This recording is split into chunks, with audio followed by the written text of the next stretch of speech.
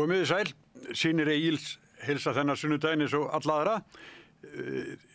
Við byrjum á vettvangi dagsins sem við erum vön, en áður ég kynni þau sem taka þátt í því með okkur þá að segja ykkur að vettvangi dagsins loknum, þá kemur barn- og menntamálaráðherrann Ásmundur Einar Daðason og það hefur smá hrókeringar í för með sér að því að Björn Þorláksson okkar maður, hann er búinn að fjalla mikið menntamálin í vikunni og þess vegna ætla ég að víkja sæti fyrir hann, þannig að Gunnar Smári og Björn tala við mennta- og barnamálaráðherrann. En vettvangur dagsins, hann er komin í loftið, Þórður Gunnarsson hagfræðingur og Tómas Eller Tómasson Miðflokknum. Er það ekki? Þú ert eitthvað embætti fyrir flokkinn? Alls konar embætti. Já, mörg bara. Já. Sigurður Andersson, fyrrverandi dómsmálaráðherra og þingmaður og nú lögmaður og sem verið áður og svo Ragnhildur Alda María Viljánsdóttir borgarfulltrúi Sjálfstæðisflokksins. Já, blessuð og sæl. Já. Eins og þið heyrið þessar upptalningu þá erum við vel hægra með við miðju. En við ætlum að... Já, það er eiginlega mér að kenna það, því að við höfum svolítið mikið verið að tala hérna við Rauðaborðið og undanförnum þættinum til dæmis síðustu helgi. Þá vorum við með svona fólk svona á miðjunni og vinstra megin og mikið verið að tala um svona VG sem er eiginlega búið að vera á botninum í öllum könnunum mánuðum saman. En það er, mér finnst vera merkilegt að gera sko hægra megin og spurningin eiginlega sem að mér finnst spennandi núna er það hvort að séu líkur á því að miðflokkurinn mælist kannski bara stærri en Sjálfstæðisflokkurinn. Það munar orðið sáralitlu á milli þeirra. Og það er svona umpólun hægra megin sem að við höfum séð mjög víða Evrópu. Það sem að sko nýja hægrið eða þetta er kallað öllum nöfnum, stundum öllum illum nöfnum, er hérna víða orðið stærra heldur en hefðbundna hægrið. Það er í Frakklandi, það er náttúrulega löngu gert í Ítalíu. Ég segi ekki að það sé líklegt að gerist í Þýskalandi en það er saman, það er búið að gerast í Hollandi og sömuleyti þá tók sko nýja hægrið eiginlega alla forystu í svona stjórnmála umræðu í Bretlandi í síðustu kosningum, svo kerfið er að sé þannig að það er eiginlega ómögulegt að koma inn sem nýr flokkur en samt var þessi nýji flokkur, Nigel Farage, sem tók eiginlega allt fylgi sem að hrökka af gamla hægrinu. Það fór ekkert yfir til verkamannaflokksins þótt að þeir hafa unnið kosningarnar sko í þingmannatölu. Þannig að það hefur verið undanförnum árum og missurum mikil svona degla í hægrinu og þess vegna fannst mér sniðugt að fá bara hægra fólk. Já, hvort það sko byrjum bara aldarmæri. Er það þannig? Er miðflokkurinn og þið að berjast um sama fylgið? Þetta er góð spurning. Ég er ekki alveg viss endilega. Ég held að, jú, það má verið að segja það ákveðnu leyti að það sé eitthvað svona kannski flökkufylgi sem er allt til og frá og menn séu svona að skoða fleiri valkosti en áður og það er alveg ekkert skrítið vegna þess að það hefur kannski ekkert verið rosalega skýrt í huga fólks hver okkar stefna er miðað við aðra stefnur og við erum líka svolítið lifandi á þannig tímum núna þar sem að fólk er ekkert endilega að sökka sér rosalega mikið ofan í hugmyndafræði hvers og eins flokks, ekki nema bara svona hugmyndafræði nördar eins og kannski við hér. Þannig að það kann alveg að vera en ég veit ekki, ég sé það alltaf fyrir mér að við sameinustu öll lokin á endanum. Þannig að já, jú, að einhver leyti kannski en ekki endilega öllu. Já. Það tala um að flokkarnir hugsanlega sameinist? Já, ég held bara að það sem að sé svolítið að ske er að sagan sé bara svolítið að endtaka sig. Þegar þau erum aðeins að, ég er búin að vera að lesa nokkrar ævisögur hérna undanfarið og það er bara svo rosalega margt sem minnir mig á svolítið stemninguna sem var bara fyrir 100 árum. Varðandi, þú veist, svona þessi... Núna líka. Já, það er að koma nýjir flokkar allt inni fram og svona eitthvað svona þannig stemning í loftinu frekar en að þessi gömlu flokkar sem hafa kannski alltaf haldið vellið fram til þessa.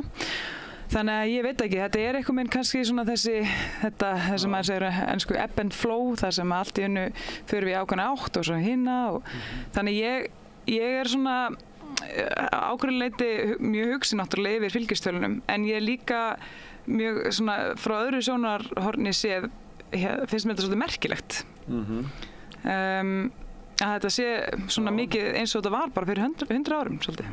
Sigríður, hvað segirðu? Þessum sömu spurningu? Heldur þessi ykkur vonum eða hugsanlegt að þessi flokkar sameinist, miðflokkur og Sjálfstæðisflokkurinn? Já, það geti alveg verið. Ég skal ekki spá fyrir það. Myndir þú vilja það? Ég vil fyrst segja, sko, ég held að það sé, ég held ekkert það. Ég veit að það eru þessar fylgistölur núna undanfarið og ágætt fylgi Miðflokksins stafar mjög miklu leyti af fylgi frá Sjálfstæðisflokknum. Ég heyri það bara í kringum mig að svona hvað maður að segja, harðkjarna Sjálfstæðisflokks fólk orðið svona óhræddara við að segja bara jafnvel mig, sko, að það sé bara að fara það bara styðji Miðflokkinn og bara það vilji hafa þessa rödd á þingi og svona. Og það auðvitað umhugsunarefni fyrir Sjálfstæðisflokkinn að því að þessi rödd Miðflokksins með fullri virðingu fyrir kollega okkar auðvitað bara tvær. Þetta eru tvær raddir á þinginu, sko. Og þeir eru bara búin að vera að gera gott mót og það verður ekkert af þeim tekið Sigmundi og Bergþóri að þeir hafa bara verið að tala þannig og tala það skýrt að þeir ná til fólks. Og þetta er umhugsunarefni fyrir þingflokk Sjálfstæðisflokksins sem telur 16-17 manns núna, 17 manns, eða ekki, ef það er að ganga eitthvað verð. Flokki sem að hefur allt til þess að bera að tala og ná til fólks. Flokkurinn með sko á að hafa skýra stefnu, sko. Þannig að hann ekki með það. Nei. Já, virðist ekki sem sagt minnst ná að koma henni á framfæri og þetta gerir það ekki af því að flokkurinn í vinstristjórn. Hann í vinstristjórn og og þau þreytast nú ekki á þessi kjörnu fulltrúar að benda á það, já, við erum í vinstristjórn og svona, það koma málamiðlanir og allt í lagi með það, sko, en þetta auðvitað val.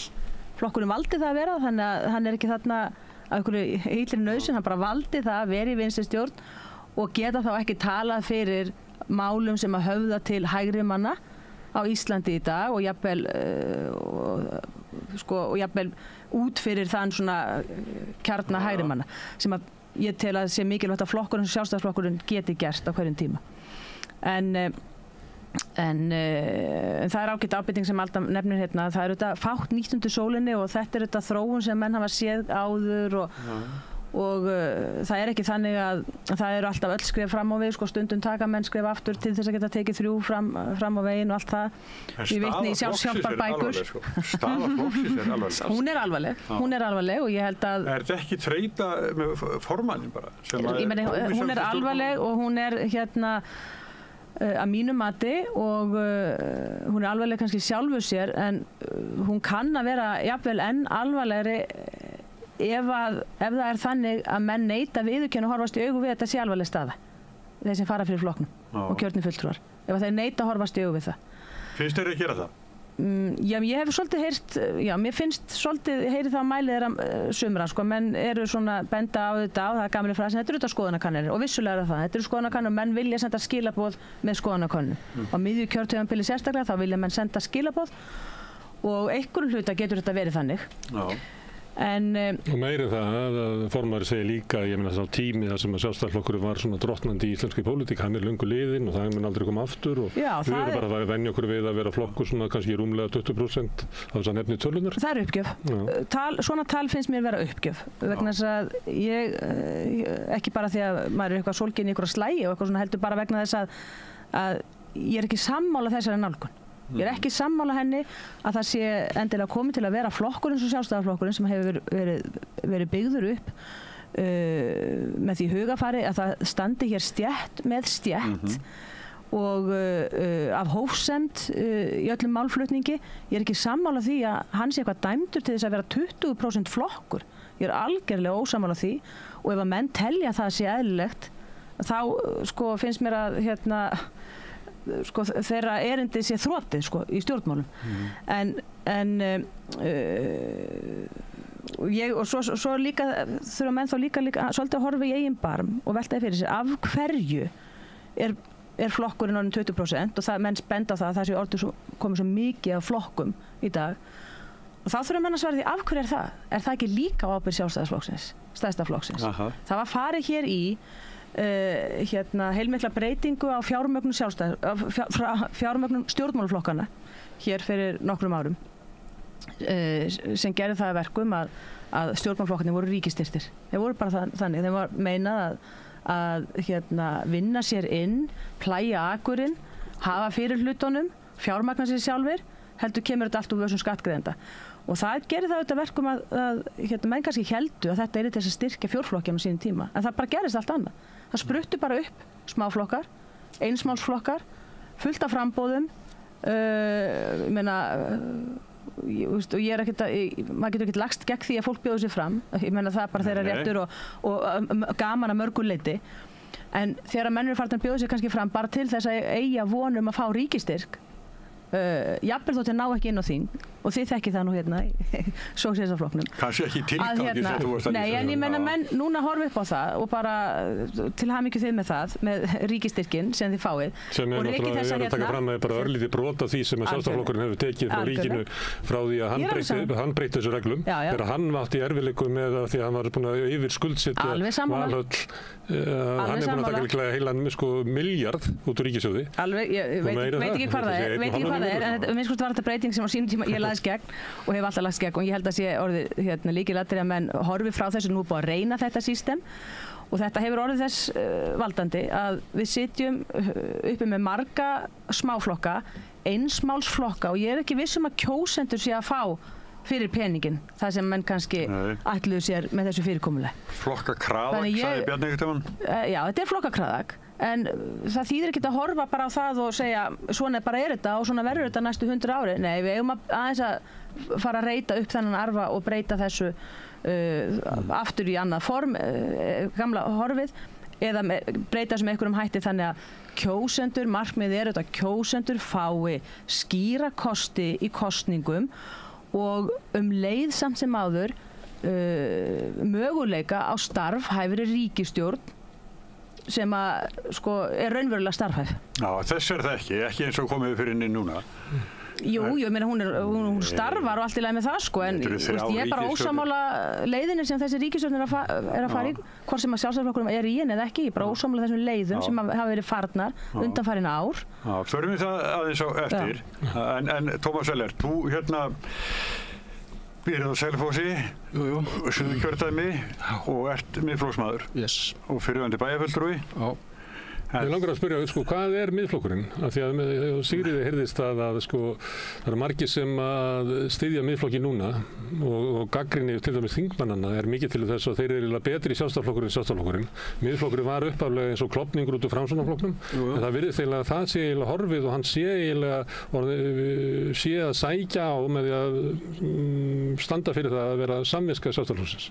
Er þetta bara Sjálfstæðisflokkurinn plús? Þetta er ágætis greinikjöðun að þetta ekki Sjálfstæðisflokkurinn plús og Þú varst nú í Sjálfstæðisflokknum? Ég var reyndar í Sjálfstæðisflokknum og ég sagði mig úr Sjálfstæðisflokknum og gerist stofnfélagi í Miðflokknum í október 2017.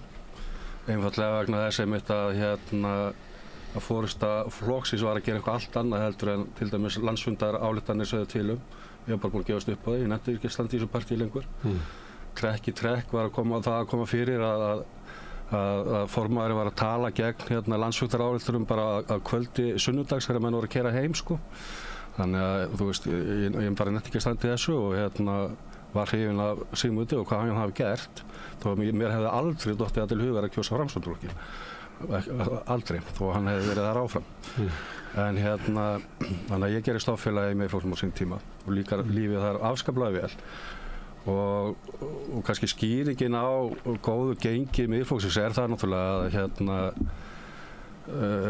það má vel að segja að þessir tveir þingmenn að þeir séu raunverulega þyngdar sinnar virði í gulli Þeir eru mjög öflugir, þeir eru mjög skýrmæltir og mjög skýrir í því sem að tala þú veist það er samhljómur í því sem þeir eru að ræða og segja hafa staðið sig bara mjög vel og af því að var að tala um að það var einhverja einsmálsflokkar inn á þingi þá hefur bara Sjálfstæðisflokkurinn síðastliðin undanfarin ár að mínum mati nánast bara orðið einsmálsflokkur sem að snýst bara aðalega hagsmunagæslu fyrir sjálfa sig og þá sem og leikendur þar inni og svo bestu vini aðal. Þannig hefur Sjálfstæðisflokkurinn starfað undanfarin ár og það er bara ósköp skiljanlegt að Þannig þú ert ekki að fara aftur yfir í Sjálfstæðisflokkinn? Aldrei. Nei. Það mun aldrei gerast og og þú veist, ég teki ekki þátt í svona partíi, sko. Nei. Þórður Gunnarsson, þú sjálfstæðismaður. Já. Flokksbundinn. Jú. Og ekkert á förum. Nei, ég sé það fyrir mér. En þetta sem búið að lýsa hérna, bæði fólk, sko þrjú, að þá eins og sjálfstæðisflokkurinn hafi svona mist taktinn. Og ég svona ímyndaði mér að Bjarni Benediktsson beri talsverða ábyrgð á sko óvinsældum eða hvað fylgið dregst saman af því að hann er mældur sem óvinsælasti stjórnmálamaður þjóðarinnar. Getur það verið að forystan beri mikla ábyrgð á þessu?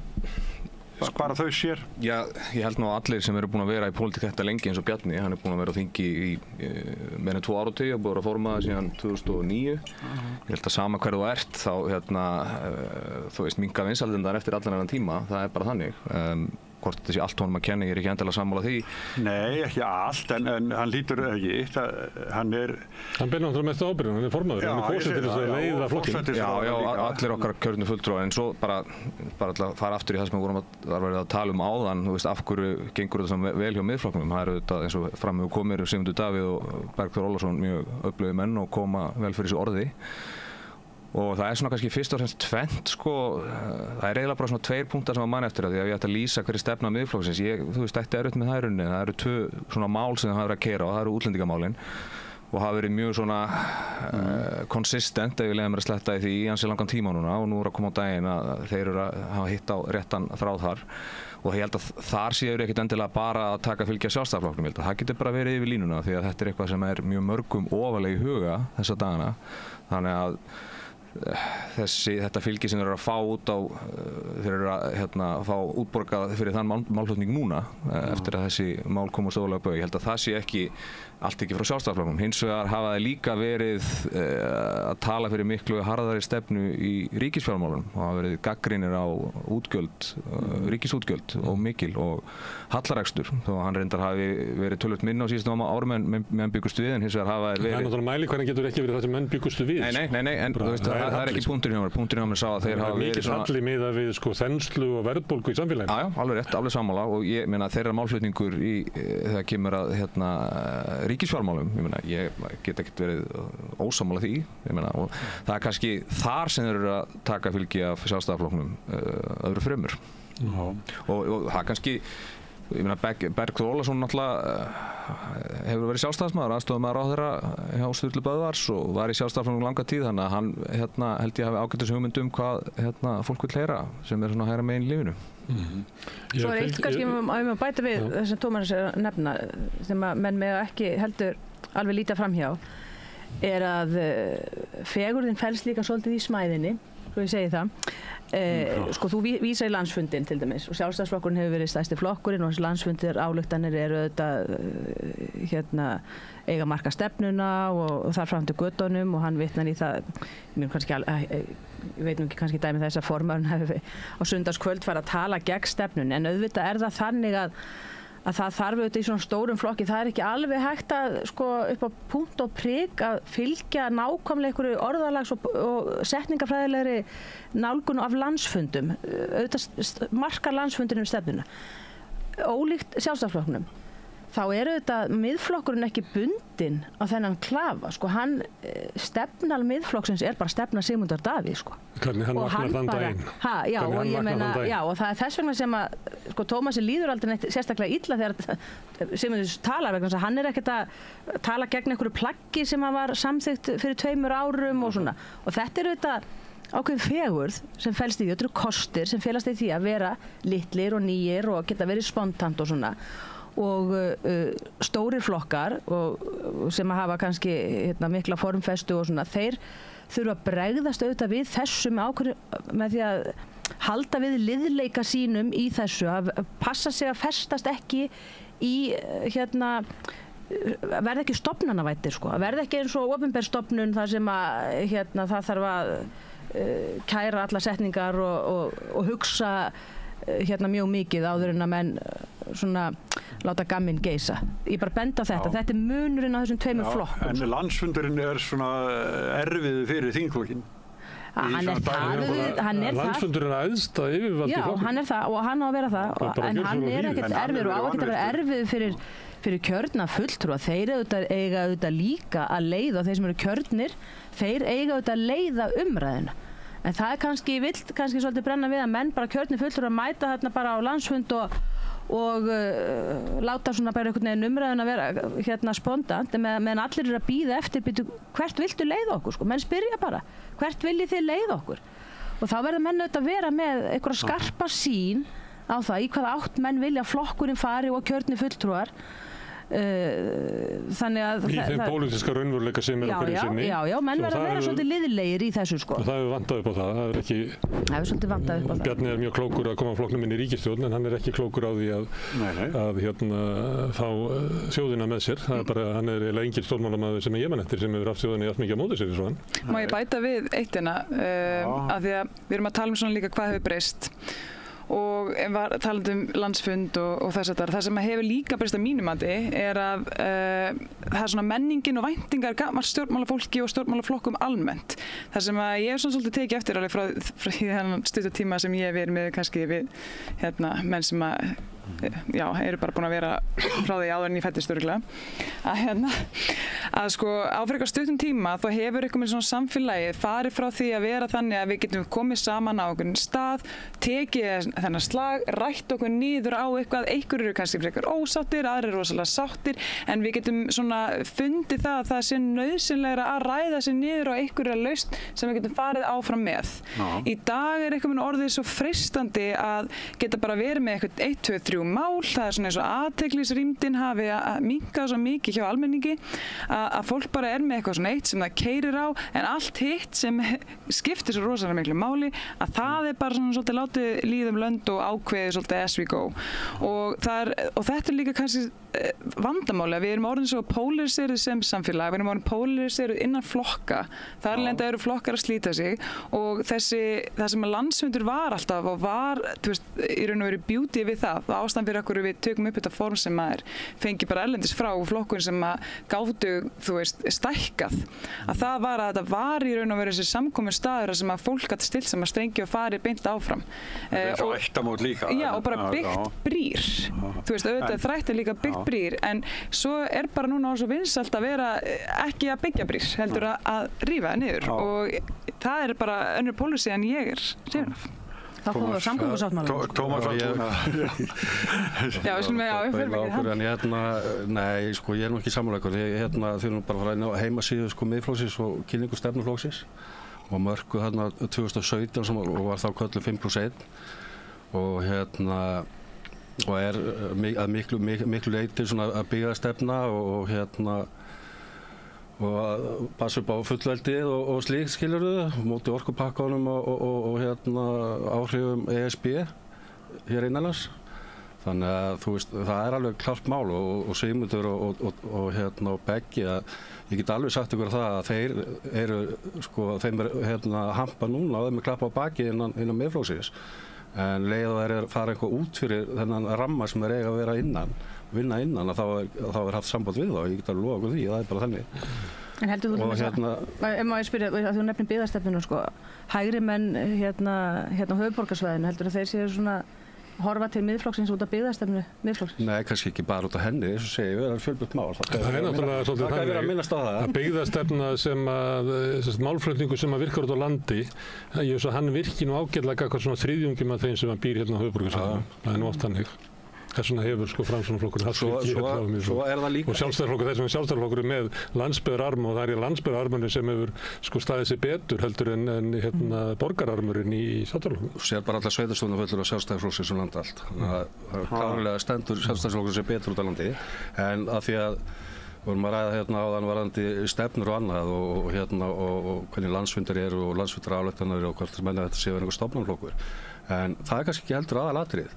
Af því að sko, það er ekki nóg að tala til fólks, þú verður að gera líka. Og það er það sem Sjálfstæðisflokkurinn hefur ekki verið að gera undanfarin ár, sérstaklega ekki í þessari ríkisstjórn. Að tala og það eru margir sem tala, Óli Björn og fleiri skilurðu, tala gegn þessari ríkisstjórn og Jón Gunnarsson og fleiri. En svo það er ekkert gert, það er ekki nóg að tala, menn verður líka að gera hlutina. Og það lítur að hafa áhrif á hægra fólk sem og Sjálfstæðisflokkurinn hefur svona sótt í það að reynda að halda því fram að hann fari betur með fé annara heldur en aðri, kannski ekki til í því, en það lítur að stuða hægrið að flokkurinn hefur haldið utan ríkisfjármálin í langa tíð og reki ríkissjóð með stórkostlegum halla í góðæri og í verðbólgu og virðist ekki geta raunverulega brugðist við með neinum hætti. Og svo þegar þið nefndu samgöngusáttmálann, maður sá það alveg þegar Bjarni Benediktsson mætti allt í einu að kynna einhverja 310 milljarða eyðslu sem utan dagskrár, þetta svona Enron-tricks að þetta ekki tekið inn í fjármálaáætlanir og eitthvað fleira, þetta bara búin til svona eyðsla til hliðar að maður bara sá hægri menn reyta hár sitt og segja hvað í gangi? Hvað í gangi?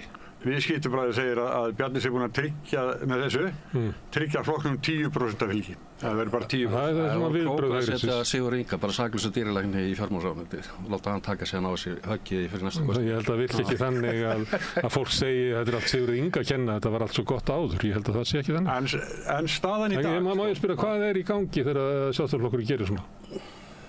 Já, hann ekki að, eins og ég segi, ekki nú að tala, hann að gera og hann ekki að gera. Þórður, hvernig virkar þetta á hægri menn? Já, þetta var tilkynnt núna snemma á síðast ári, í mars, apríl síðast ári, þetta endurskoða þetta og svo þetta kynnt núna, menn passa sig auðvitað upp á að kynna þetta áður en þingið kemur saman, þannig að hann sé ekki að rífast ómikið þetta þar, það bara ákveðið að búið að ákveða þetta, en ég batt vonu við það að þessi endurskoðun yrði einhvers aðeins annars eðlis heldur en bara að uppregna kostnaðinn og lengja í framkvæmdunum. Persónulega finnst mér þetta nánast bilun þessar fjárhæðir sem þarna verið að tala um. Ég meina það alveg rétt að það þörf á úrbótum á samgöngum og höfuðborgarsvæðinu. Ég held að séu allir sammála það.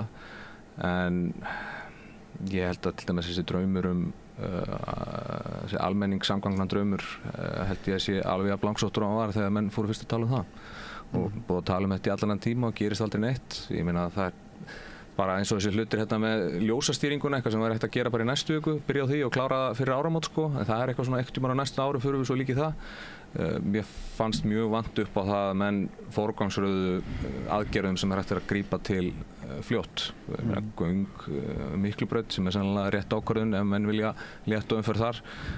Áttu þau ekki verið tilbúin eftir ykkur? Þau áttu að vera orðin til. Þau áttu að vera klár núna en núna það 2040 eða 2040 eitthvað þannig að einhvað síður, mér finnst eins og Sigríður sagði á hvað erum við að fá fyrir peningana þarna og ég hefa tilfinninguna að það sé ekkert sérstaklega mikið. Má ég fanga orðið?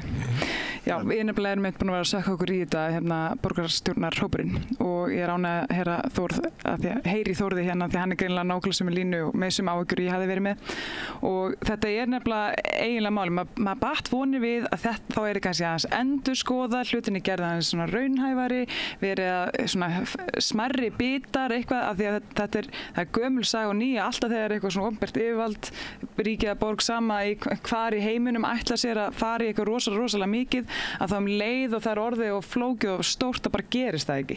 Það er svona analysis paralysis ef við höldum áfram að sletta í þessum ágæta þætti. En það sem við höfum haft ágjörð af og verið að vekja athygli á einmitt nákvæmlega sem hann kom inn á að það er verið að ílengjast í öllu, fresta öllu langt fram í tíman eitthvað megin en samgöngubæturnar sem að Reykvíkingar hafa verið að kalla eftir, þeir eiga bara þurfa að bíða enn lengur eftir því og það þarf ekkert að vera svona og þetta átti ekki að vera svona. Seinasta sáttmálann frá árinu 2019, það átti að vera komin bústaðavegur og það átti að vera komin þessi mót Reykjanesbrautar og Sæbrautar en svo var eins og pólitíkin tekur ákvörðun að gera eitthvað og svo þegar það kemur á borð til Reykjavíkurborgar þá eins eða þeirra sem áttu að framkvæma að þá bara eins og þetta fara hann í einhverjum svona skúfu og bara heyrst ekkert af þessu meir og svo hefur maður verið að spyrja sig en þess að við sjálfstæðismenn í borginni mörg hver höfum verið endalaust að tala bara augljósasta dæmið, snjallljósa stýringarnar eitthvað sem átt að vera hægt að kippa í liðin svona og pólitíkin tekur ákvörðun að gera ekkert heyrist af þessu og við erum alltaf að kalla eftir þessu og við fáum ýmiss konar svona svör sem bara eitthvað svona vitleysa, jafnvel hæst settu embættismennir í betri samgöngum sumir fara í eitthvað svona skrifstríð við kjörna fulltrúa og það að allir séu bara eitthvað bulla og svo framvegis. Sem ykkar menn. Já, svo kemur bara daginn. Inn múraður og inn vígðir sjálfstæðismenn sem stýra þessu. Já, ég meina, ég bara, þú veist, bara Alda ber ekki ábyrgð á því. Ég ber ekki ábyrgð á ágæta manni, þótt hann sé í réttum flokk. En þá Þeir eru bæði framkvæmdastjórinn og stjórnarformaðurinn. Já, stjórnarformaðurinn var held ég ekki í neinum ritstríðum. Allavega. En eins og ég segi, svo kemur bara á daginn að þetta, það hafði einhver staðar í þessari keðju embættismanna, ég veit ekki hvar, tekið ákvörðun að forgangsraða öðru framar. Og þetta þú veist, sáttmálinn einn og sér ekkert þetta eina dæmi þetta. Þetta rosalega algengt að pólitíkin, kjörnir fulltrúar af fólkinu, sem eru með umboð frá fólkinu, ákveður eitthvað. Og svo þegar á að fara að framkvæma þá bara tekum við ykkur önnur pólitík sem við höfum ekkert aðgengi að. Og svo korteri seinna að þá annar svona silkihúfufundur skrifa undir ykkur sáttmála, ennþá hærri uppæðir og fyrir okkur kjósendur líklega sem við erum ekki varfið neinar framkvæmdir, en allt í einu erum við að hlusta á það, áætlunin er búin að tvöfaldast í verði og það ekki verið að gera og ég bara veldur hvað svona pólitík þetta? Já, ég ætla bara... Hver skilaboð eru það frá stjórnvöldum og stjórnmálamönnum til kjósenda? Mér þau verið bara skilaboðum að það bara ekki neitt að marka það sem við erum að segja. En svo nefnilega koma menn eins og Villi Árna og fleiri þingmenn Sjálfstæðisflokksins, Jón Gunnars og fleiri sem hafa nefndir og þeir minna á, bara heyrðu, þetta eru viljayfirlýsingar sem er verið að skrifa undir hérna. En þetta var ennþá eftir að fara í rýni fyrir bæjar og borgar og borgarstjórn og þingið. Og þar verður endalega tekin ákvörðun sem að þýðir að nú get ég í umboði fyrir fólkið og við kallað eftir því sem að við viljum sjá í þessum sáttmála og ég myndi segja bara nákvæmlega eins og Þóri nefndi að við eigum bara áfangaskipta, fá fram einhverja ábæta fyrr, klára þetta með Reykjanesbrautina og allt það en ekki láta það bíða eftir borgarlínu en þess að það er búið að hengja þá framkvæmd á allar svona umferðarbætur sem að gera þetta miklu flóknara, stærra og dýra en það þarf að vera af því það má bæta hinu við eða fólk vill það. Ég er enda persónulega þeirri skoðun að ef við erum komin upp í þá upphæð að vera að minnstakosti 130 milljörðum fyrir strætó í sérrými til miðju að þá segi ég bara, herru, eigum við ekki þá frekar að bara fara að skoða neðanjarðarlest. Hún er þó minnstakosti neðanjarðar, það er viðbót við vegakerfið en ekki vera að taka akrein af keyrandi umferð og fyrir utan að það er engin svona töf sem verður ofanjarðar og engin tafakostnaður og senast en ekki síst, fólk ef það þarf að bíða eitthvað staðar eftir almenningssamgöngum að þá er geggjað að vera neðanjarðar, ekki með vindinn í andlutinu. Við erum langar til komin þessa umræðu því að varðandi samgönguframkvæmdir og slíkt þá gerist þetta víðar heldur bara í borginni að kjörnir fulltrúar einmitt koma svona að málum einhvern tímann og kannski hindra það að sjálfsagðar umferðarbætur fari í gang. Þetta gerist í Suðurkjördæmi svona sem dæmi og ég minnist bara á Ölfusabrúna. Hún var inn á samgönguáætlun 2014 og átti að það voru klár 2018. En það voru bæjarfulltrúar Sjálfstæðisflokksins í Árborg sem voru gegn því í meirihluta samstarfi eða voru í meirihluta þar og voru gegn því og vildu freka fá tvöföldun á milli Hveragerði og Selfoss og undan. Þeir voru svo hræddir framhjástreymisumferð þegar að þú veist og hræddur maður myndi tapa viðskiptum Selfossbær sem hefur verið frá upphafi þjónustumiðstöð Suðurlands og ég segi líka þú veist hvert áttu svo fólk að sækja þjónustu þegar það var að koma framhjá á Hellu? Nei, það bara einn staður til að sækja þjónustu þetta hefur komið ljós þegar að gera skoðanakönnun þar 2003 eða tekið umferðarkönnun að það ekki nema 15% af umferðinni gegnum streymisumferð þannig þú sér það bara á öllum mælingum hjá Vegagerðinni því að eina sem að ný brú myndi gera, hún myndi bara bæta aðgengi að bænum sem hún mun klárlega gera og auka þjónustu og annað í bænum, þú veist. En ef maður hugsa bara þessa fundi sem alltaf er að bjóða okkur upp á, ég man eftir Sigurð Inga kynna Ölfusárbrú og ég man þetta nú í kjördæminu hans og hann var samgöngur eða hvað þetta innviðaráðherra og fjandinn hafið að hann lítur að ná því í gegn. Ég hlusta að hann verið með glærusýningar hvað ætlar að byggja mikið af húsum og svona, það gengur ekkert að þessu eftir. Ég bara velta fyrir mér út okkur ganga þessar kynningar verið að sannfara okkur að það sé bara ekkert að marka stjórnmálafólk. Veistu hvað samgönguframkvæmd var tekið fram fyrir Ölfusárbrúna? Hún er í gangi núna, brúin yfir Hortnafjarðarfljót. Hún átti aldrei að vera undan Ölfusárbrú í rauðinni. Færi fram fyrir ekki bara þar, í Suðurkjördæmi, bara víða. Já, víða. Við vitum sterkt tengsl Framsóknarflokksins við það hérað og hvaða fyrirtæki starfandi þar. Ég meina, þetta svo mikil þvæla og fyrir utan það að vera að tala að setja vegtolla á Ölfusárbrú. Hún samfélagslega mjög hagkvæm framkvæmd og nú þegar hún búin að kosta samfélagi 50 milljarða á þessum töfum í þessi 10 ár. Þökk sé gjörnum fulltrúum í bæjarfélaginu.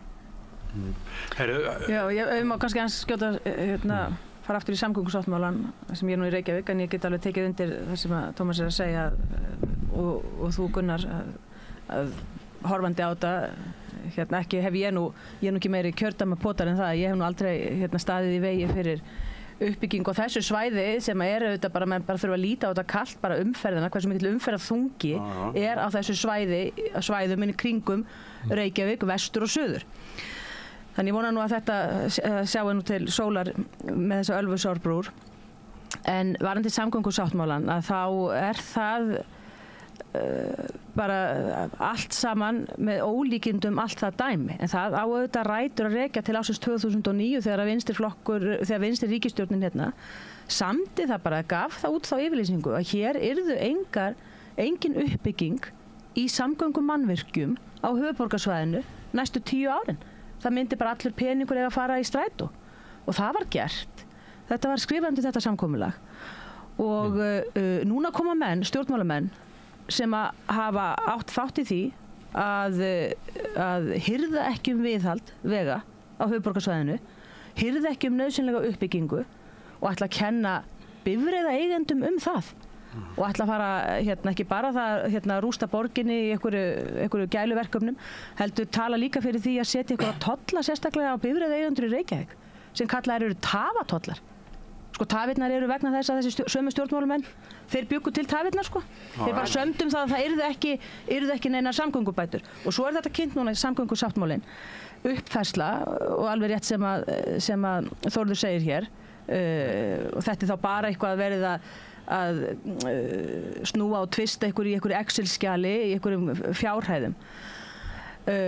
Og menn segja, gott og vel, það góðra gjalda vert ef menn ætla til Miklubrautin sem bara samgönguæð, hún bara lífæð borgarinnar, Miklubrautin og hún hlýtur að verðskulda einhverja almennari umfjöllun heldur en það að menn slengi fram einhverju samgöngusáttmála sem að í fyrstu útgáfu var einhver stokkur, svo hafa menn komist það niðurstöðu, það of dýrt og mikið röskun, það betra að gera göng, það nú góðra gjalda vert þá að menn hafa séð ljósið, á þetta var nú bent strax í upphafi að það væri ekkert hægt að rista upp Miklubrautina til 10 ára til að leggja stokk. Að sáu það allir í upphafi. Nú hafa menn fallist á það. Þá komi göng. En svo heyri í fjármálaráðherra í morgun, á Sprengisendi í morgun, þar sem hann lýsir því að þetta meðal annars að fjármagna með sölu á landi yfir undirgöngunum, sem á Miklubrautinni. Bíðum þá aðeins hæg. Er ekki ástæði til að staldra aðeins við. Hvað er verið að gera hér í samgöngumálum Reykjavíkinga? Netto niðurstaðan er 0. Það er ekki verið að fjölga samgönguæðum, heldur bara verið að færa það sem uppi niður í jörð. Svo að íbúar í Vesturborgin og þeir sem þurfa að sækja þangað í vinnu eða menningu, þeir geta verið eins og moldvörpur og þurfa að fara þarna neðanjarðar og keyra vestur og austur. Mjög mikið af fólki þarf að keyra þessa braut 2 ára á dag og það er núna verið að leggja til að það verið núna neðanjarðar, sama umferðarstíflan, engin ný æð. Þetta kallar auðvitað bara á, þetta er auðvitað eitthvað þvæla. og þetta vona ég að verði aldrei samþykkt fjárveitingi svona á Alþingi. Þarna þarf fjárveitingavaldið að stoppa aðeins. Þannig að þeir eru að tala hægrið. Gengur það að hægrið segir núna 2024 að þetta vandamál sem alltaf því að Steingrímur J. Sigfússon gerði eitthvað 2009? Nei, ég bara að segja, ég bara að benda á forsöguna. 15 ár liðin. Já, en ég að benda á forsöguna. Sumt af þessu fólki sem var í ríkisstjórn, það ennþá í ríkisstjórn, sko. Það bjóð til þennan vanda. Það bjóð til tafirnar. Það hirti ekki viðhald. Og þannig að þú veist, og ætla að leysa það með þessum hætti sem engin lausn, það sem þarf að gera hérna í Reykjavík. Það bjóð ekki til hruni, það voru frekar þér. Heyrðu sko, nei, ég meina öllu falli þetta ekki lausn. Þetta leysir engan samgönguvanda. Það þarf að búa hér til á þessu nesi sem að Reykjavík nýjar samgönguæðar. Ef menn ætla að fara í göng sem alveg góður að gjalda verð, þá þarf það að vera einhvers staðar annars staðar en undir Miklubrautinni sem nú þegar braut. Hún þarf að fara einhvern veginn inn í Kópavog undir sjó, það þarf bara að flytja umferðina út í sjó, undir hana, yfir hana, með einhverjum hætti. Ég veist að því að tölum áfram með þetta með borgarlínu og allt þetta dæmi. Ég rosalega mikið sammála Sigríði Andersen í þessu máli og þessu málflutningarna. Þetta hún að tala beint inn í hjörtu Miðflokksmanna. Það bara þannig, hún ætti að vera ég verð klökk. Svo gleymist líka það, þú veist að við búum á Íslandi, þú veist, Ísland hvernig veðurfar hérna yfir veðartíma og að vera að hírast einhvers staðar í strætóskýlum til að bíða til strætó. Þú veist, þetta er bara töpubarátta, bara hvað náttúru, náttúruvættunum og Það meina, eiga bara ekki að vera almenningssamgöngur að neinu ráði? Nei, setja það bara í jörðina. Já, við bara neðanjarðarlesta maður. Ég neðanjarðarlesta maður. Ég strax byrjuð að sameina Miðflokksmenn og Sjálfstæðismenn. Þú ætla ég að raunveruleika tenginguna aðeins. Það eru til náttúrulega borar sem ganga fyrir rafmagni og við sendum einn fyrir miður hérna úr landi á sín tíma en hann var vísa ekki nógu stór til að bora svona göng fyrir umferðaræðar. En sko, það akkurat þetta sem þarf að gera, það að bæta umferðaræðum við. Með einhverjum klókum hætti og best að gera það, við verðum að fara að byrja upp á nýtt með þetta og það bara að bora í jörðina og við erum með neðanjarðar lestakerfi svo almenningssamgöngur séu notaðar.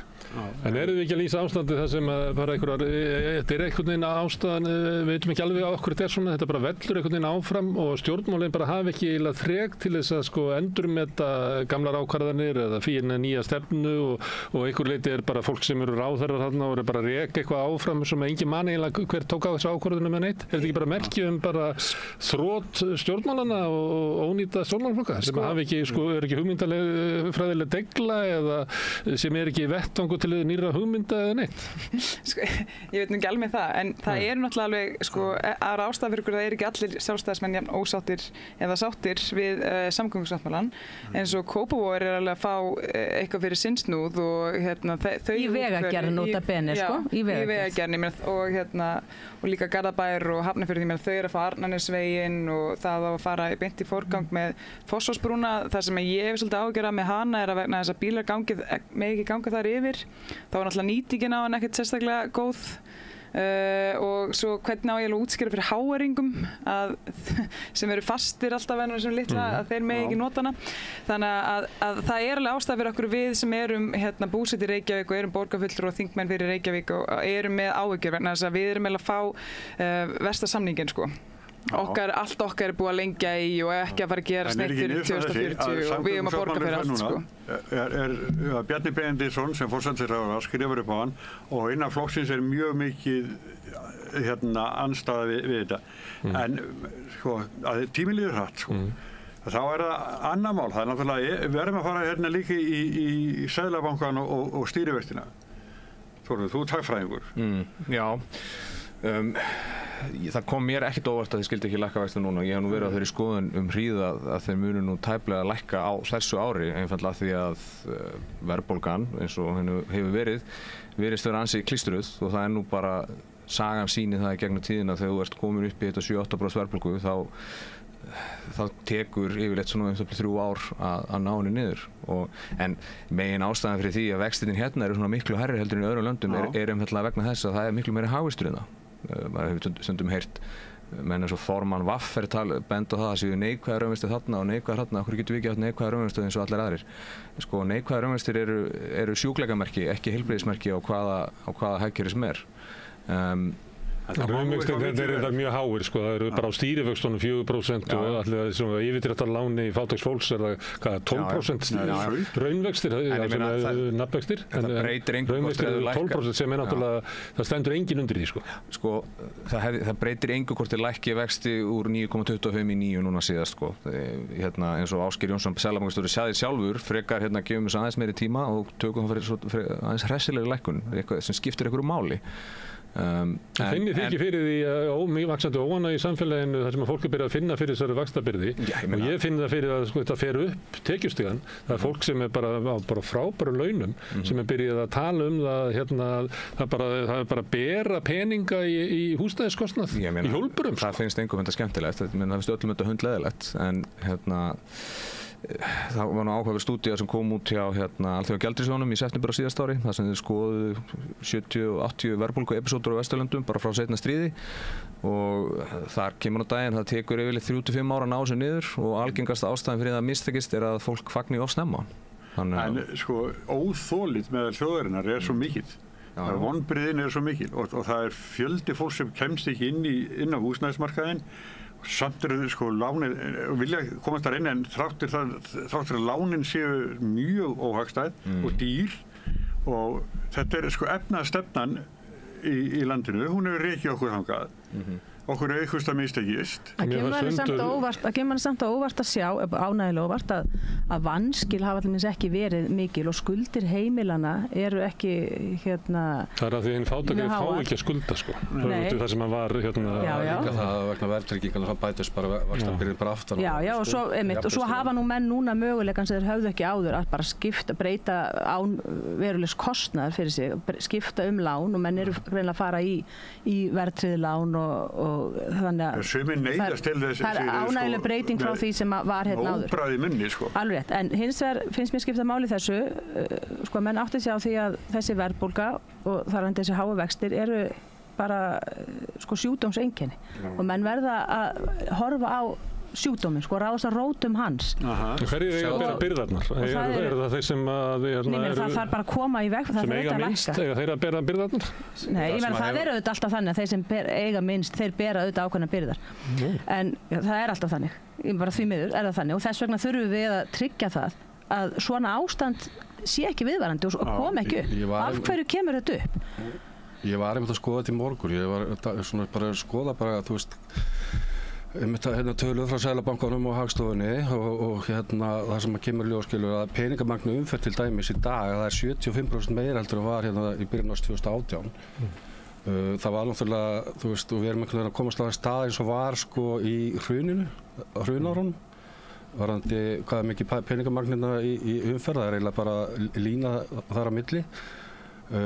Og stjórnvöld kannski segja ykkur ekki allar sannleikann í þeim máli eða vilja ekki segja það var náttúrulega búið að vera peningaprentun í gangi og það þarf náttúrulega að brenna upp þessa peninga til að ná jafnvægi og líka það að gjaldeyrisvaraforðinn hefur ekki fylgt með og þannig að stutt við krónuna þannig að hún er rauninni veikari þannig að sko ég held að sko hagstjórnin hennar hún lítur greinilega augljóslega einhverjum allt öðrum lögmálum heldur en út í heimi og eins og bendir réttilega á það sem er að gerast núna í svona stýrivextir eru svona háir og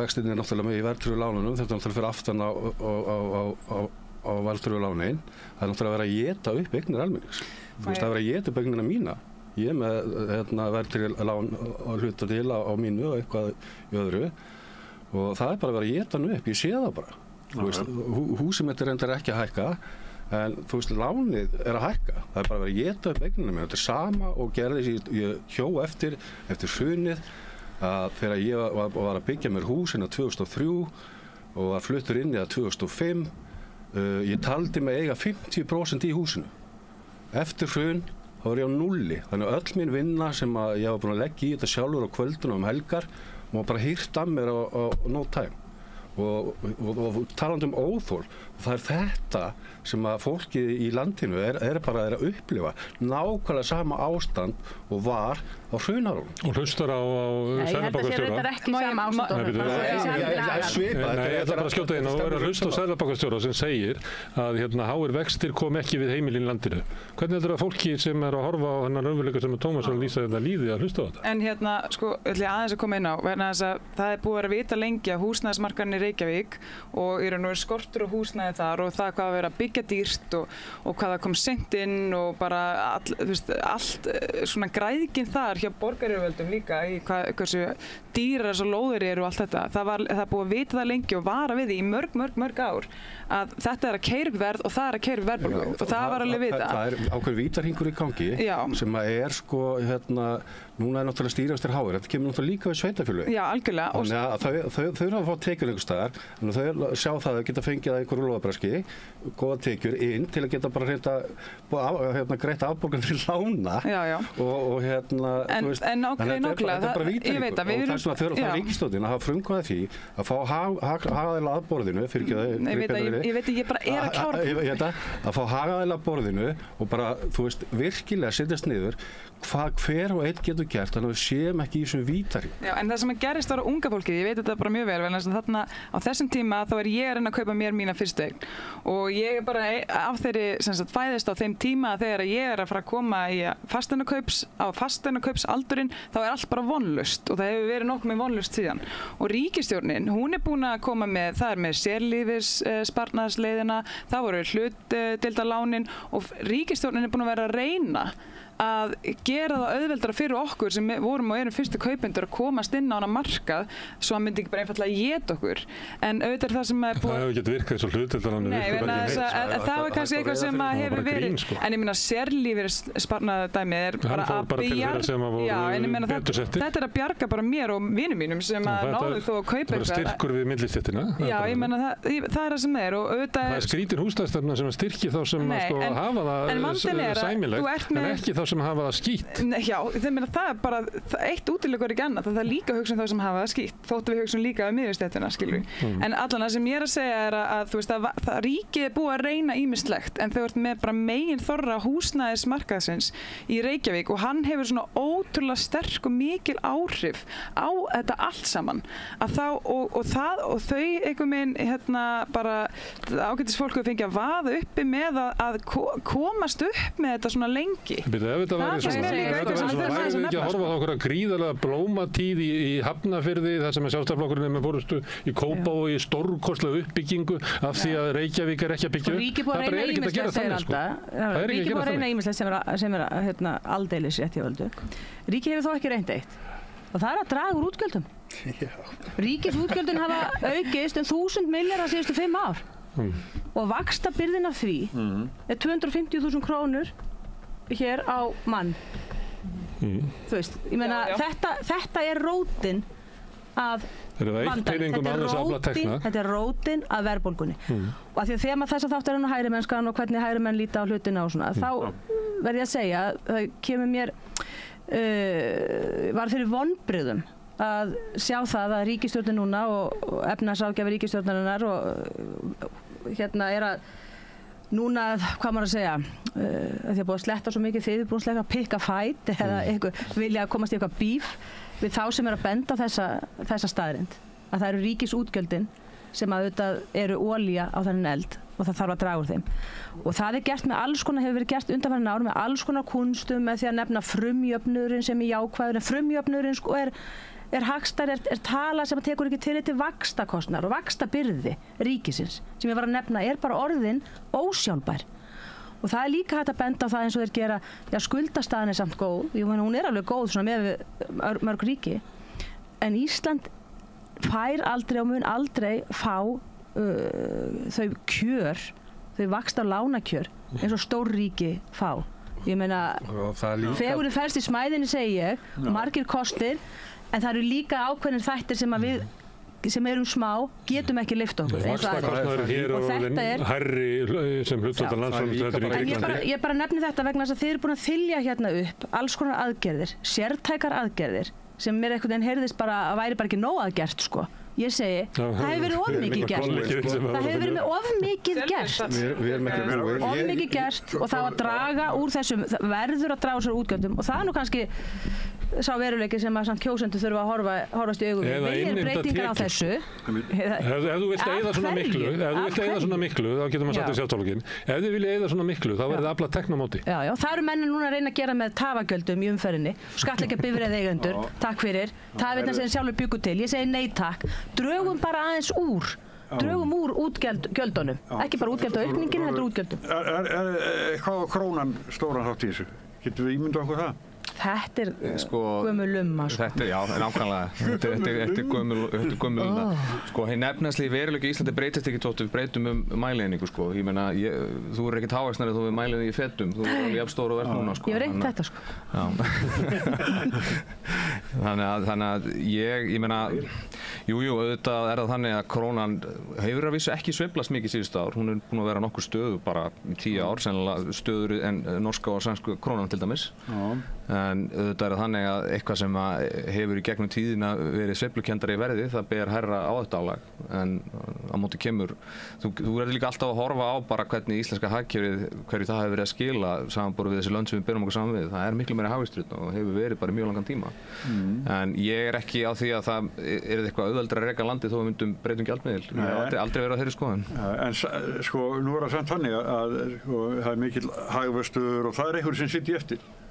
Það er alveg auðljós, sko. Það er ekki allir sem er að njóta, en ekki svona frá degi til dags. Það er, við höfum talað um húsnæðiskreppu og verðlagið hátt í landinu. Ég meina að þú ert þá að vísa til þess að þið talið oft um hérna verst stöddu hérna, eins og Sigríður sagði án, sko, bara því miður. Ég meina að allir efnahagslegir erfiðleikar bitna hlutfallslega verst á þeim sem eiga minnst og hafa sem minnsta tekjur. Ég meina það er bara þannig. Svona rekum við velferðarkerfi og annað slíkt til þess að milda þau. Já, við gerum það. En það er hins vegar bara staðan, þó að þetta sé ömurlegt fyrir alla að vera með svona háa vexti og öllum skuldum, saman hvort það eru yfirdráttarskuldir eða húsnæðislán, þá koma allir efnahagslegir örðugleikar harðast niður á þeim sem hafa mismilli handana til að mæta þeim. Það bara hefur alltaf verið þannig og verður sennilega alltaf þannig. Já, ég var að lesa Facebook-færslur hjá fólki sem hefur flúið Ísland í þessu efnahagsástandi og það er að bera saman kjörin sem þau eru með í nýja landinu. Já, er það Norður-Kórea eða? Nei, Danmörk og Svíþjóð. Spáni, bara allt hérna í kring. Nei, við vitum það að það er hellinga að fólki, bæði öryrkjar og eftirlaunafólk sem hefur flúið í Ísland, þessi Spánar. Við veitum líka þegar við tölum við bara barnafólk sem býr í Skandinavíu, þegar það er að lýsa muninum, hvað er mikið basl á Íslandi og það er miklu betri stuðningur við barnafjölskyldur í Skandinavíu heldur en hér. Það er bara þannig. Það er bara miklu betri stuðningur við barnafjölskyldur á Neskaupstað. Ég held að það sé bara vinkona mín sem er læknir. Hún fékk leikskólapláss svona. Í Litlu Moskvu. Á Neskaupstað. En í Reykjavík skilur við að bera það saman við Reykjavík að það tapar alltaf þessu. Þú veist, það er líka, þegar við talum um útgjöldin að minnka þau, að það vantar líka svolítið kreatíft svona sköpunargáfu líka í að skoða þessu útgjaldaliði. Ég svona sem dæmi hefur aldrei verið skoðað til dæmis að engaveða fangelsin. Jú, það var alveg gert á sínum tíma. Nei, bara ég taka svona sem dæmi. Taktu frekar refsilöggjöfina. Er kannski refsilöggjöfin komin út fyrir gröf og dauða þegar að menn er að vera að dæma hverja einustu viku nánast 20 manna til 12 ára fangelsisvistar? Ég meina, þetta þarf að skoða, sko. Það kannski er bara eitthvað að löggjöfinni, kannski erum við að fylla fangelsin. Það er ekkert eitt fix, þú veist. Mér langar að spyrja einu að því að í upphafi þá var Ragnhildur Alda að tala að væri svona degl í stjórnmálunum sem að væri eitthvað sem að væri fyrir 100 árum.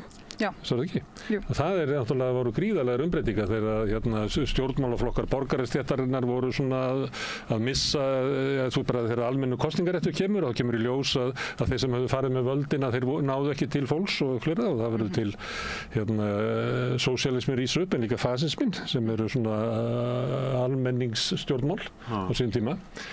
Ef að við erum í svona og sömuleyti getum við alveg hugsað það og farið bara á milli landa, ef til Bretlands og til Frakklands og til Hollands og eitthvað fleira, að þá væri það sko sjálfstæðisflokkurinn væri fulltrúi sko gamla flokka sem hefur svolítið eins og við höfum verið að lýsa hérna, er alltaf að koma og tilkynna að hérna lausnin er hérna rétt handa við hornið, er alltaf að kynna sömu lausnina sem að kannski almenningur er búinn að missa trú á. Ég held að almenningur hafi enga sérstaka trú á efnahagsstjórn þessara stjórnvalda, ekki á samgöngusáttmálunum og ekki á húsnæðismálunum, þar sem að stjórnvöld er alltaf að koma fram að við ætlum að byggja 9.000 íbúðir og hvað byggðum mikið, það var 4.000 og svo eitthvað það vantar 90.000 íbúðir á næstu sko 15 árum en miðað við ástandi þá getum við kannski fara að reikna með 17.000 eitthvað, þannig að við erum að sigla inn í sko stórkostlega húsnæðiskreppu án þess að við heyrum það sko stjórnvöld sé að tilkynna þeir ætla að breyta einhverju. Og þá gerir það náttúrulega að það er einhver aðrir sem að koma, ég veit ekki hvort að þessi miðflokkurinn á Íslandi, en það var flokkur Le Pen og það var frelsisflokkurinn í Hollandi og það var flokkur Meloni á Ítalíu og núna er það Alternative for Deutschland í Þýskalandi og það voru svíþjóðademókratar í Danmörku sem er að svara að sömuleyti getuleysi hægriðsins. Ef við höfum verið að tala saman fyrir 10 árum, þá höfum við verið að tala, já, við erum að horfa á sko fall sósíaldemókratíunar í Evrópu. Þau gátu ekki til yfir að því sem þau ætluðu sér og þess vegna er fólk að fara yfir á nýja hægrið. Núna erum við að horfa á þetta alla Evrópu og líka í skoðanakönnunum hér að það er sko gamla hægrið, stofnana hægrið sem er bara að gefa eftir og nýja hægrið er að taka við. Er þetta söguþráður sem að passa við þína 100 ára? Ég er ekki alveg búin að klára þessa ævisögu sem ég er í núna.